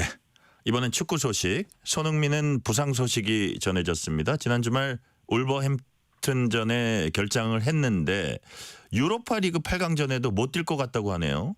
네, 내일 새벽 이제 우리 시간으로 4시에 프랑크푸르트와 유로파리그 8강 2차전을 치르게 되는데 네. 원정 경기에 합류하지 못하는 것으로 전해졌어요. 포스테코글루 감독이 손흥민이 지난 몇 주 동안 그 발부상 때문에 고생을 많이 했고 훈련을 네. 계속해오면서 회복을 노렸었는데 어제 훈련까지 나와서 몸 상태를 점검했는데 아직 완벽하게 회복된 상태가 아니라서 이번 원정에 동행하지 않기로 결정했다. 이렇게 해서 사실상 결장 소식을 전했습니다. 네. 부상은 지난 그 11일 1차전이죠. 그 프랑크푸르트 1차전에서 후반 상대의 거친 태클을 당했을 때 발목에 큰 부상을 입었다고 해요. 근데 본인이 그랬군요. 예, 통증을 참을 수 있었다고 했고 그래서 지난번에 결정했던 울버햄튼전 한 경기 정도 쉬면 회복해서 팀에 합류할 수 있을 것이라고 판단을 했는데 부상 회복이 좀 느린 것 같습니다. 1차전에서 1대1로 비겼기 때문에 이 경기에서 반전을 해야 돼서 손흥민 선수의 크로스라든가 또 공격 포인트를 올려주면 더 좋은 그야말로 다음 라운드 진출하는데 정말 결정적인 역할을 할 수 있는데 네. 손흥민 선수가 합류하지 못하게 돼서 팀도 아쉽고 사실 월드컵을 앞두고 많은 실전을 조율해야 되는 손흥민 선수 개인의 입장에서도 네. 정말 아쉬운 상황이 아닌가 싶습니다. 자, 그리고 또 바이에른 미넨의 중앙수비수 김민재도 팀의 챔피언스리그 8강 탈락을 막지 못했습니다. 운이 좀 안 따랐죠. 네, 사실 김민재 선수가 4강 넘어서 결승까지 가지 않을까. 왜냐하면 케인 선수가 잘해주고 있기 때문에 그랬었는데 챔스 여정을 8강에서 마무리해야 되는 상황이 됐습니다. 사실 8강전을 앞두고 그동안 부진했던 김민재 선수를 위해서 감독과 동료들이 계속 응원하고 지지해줬거든요. 네. 근데 운이 따르지 않았어요. 사실 1차전에서 1대1로 졌기 때문에 반드시 이번 경기는 이겨야 했고 이왕이면 2골 차 이상으로 나서 편하게 경기를 가져갈 수 있어야 됐거든요. 네. 전반전엔 정말 바이에른 뮌헨이 정말 호되게 몰아쳤는데도 골이 나지 않았어요. 근데 후반 7분에 해리 케인이 골을 뽑기 시작해서 분위기가 반전되는가 싶었는데 결국은 2대2로 비겼습니다. 그래서 최종 합계 4대3으로 져서 4강 진출에 실패했는데 특히 이제 김민재 선수 입장에서 아쉬운 건 후반 13분에 이제 프리킥 상황에서 네. 그 라우타로에 가는 그 공을 차단했어야 되는데 차단하지 못해서 그게 이제 골로 연결됐고요. 또 이어서 있었던 또 다른 코너킥에서 헤딩 경합에서 공을 놓쳐서 그 파바라 선수의 결승골을 허용하고 말았어요. 그래서 결국 후반 20분에 교체됐는데 최근 3경기 연속 풀타임을 뛰지 못하고 교체되는 이런 아픔을 겪었습니다. 이렇게 되다 보니까 우리 선수들 요즘 상당히 좀 운이 따르지 않는 것 같아요. 공격 라인에서는 손흥민 선수 부상, 황희찬 선수는 아직 100% 회복이 안 됐고 이강인 선수도 좀처럼 출전기를 갖지 못하고 있는 상황에서 김민재마저 이렇게 된다고 한다면 사실 우리 월드컵 대표팀 입장에서도 조금 아쉬운 면이 있습니다. 네, 또 반전의 순간을 기대해 보고요. 끝으로 주말에 볼만한 경기 소개해 주세요. 네, 이번에는 좀 그동안 야구 축구 이렇게 말씀드렸는데 핸드볼하고 그 자동차 레이스를 좀 소개시켜 자동차 레이스요? 네. 핸드볼 H리그죠. 그러니까 이제 오늘부터 그 플레이오프에 들어가게 됩니다. 네. 남자 팀은 SK 호크스하고 하남시청이 이제 준 플레이오프를 치러서 승자가 다음 주에 이제 월요일부터 두산과 챔프전을 치르게 되고요. 여자부에서는 토요일에 준피오가 시작됩니다. 경남개발공사, 부산시설공단. 그리고 이긴 팀은 삼척시청과 경기를 하게 되고 또 다시 승리를 거두게 되면 거의 요즘 전승 가도를 달리고 있는 SK 슈가글라이더스하고 챔프전을 치르게 됩니다. 올림픽공원 핸드볼 경기장이거든요. 한번 좀 찾아가 보시면 좋을 것 같고요. 용인에서는 이제 올 시즌 그 슈퍼레이스가 개막을 합니다. 자동차의 굉음, 6200cc 8기통의 정말 그 스토카들이 뿜어내는 그 가슴 벅찬 소리를 들을 수 있는, 그래서 자동차 팬들이라고 하면 한 번쯤 가보면 좋을 것 같은 용인 에버랜드 스피드웨이에서 개최되거든요. 한번 가보시면 새로운 스포츠 경험하실 수 있게 되고요. 사실 봄이잖아요. 네. 활력을 찾는데 이렇게 새로운 스포츠만큼 좋은 건 없을 것 같습니다. 그러니까요. 핸드볼 팬들 또 카 레이싱 팬들 좋은 볼거리 놓치지 마시기 바랍니다. 오늘은 여기까지 듣겠습니다. 지금까지 김환수 KBS 기자였습니다. 말씀 감사합니다. 네, 감사합니다. 오늘 뉴스레터 K는 여기까지입니다. 치킨 쿠폰 당첨자 명단은 뉴스레터 K 홈페이지 확인해 주시고요. 오늘 끝곡은 동물원의 시청 앞 지하철역에서 듣겠습니다. 오늘도 함께해 주신 청취자 여러분 진심으로 감사드립니다. 지금까지 뉴스레터 K 전종철입니다.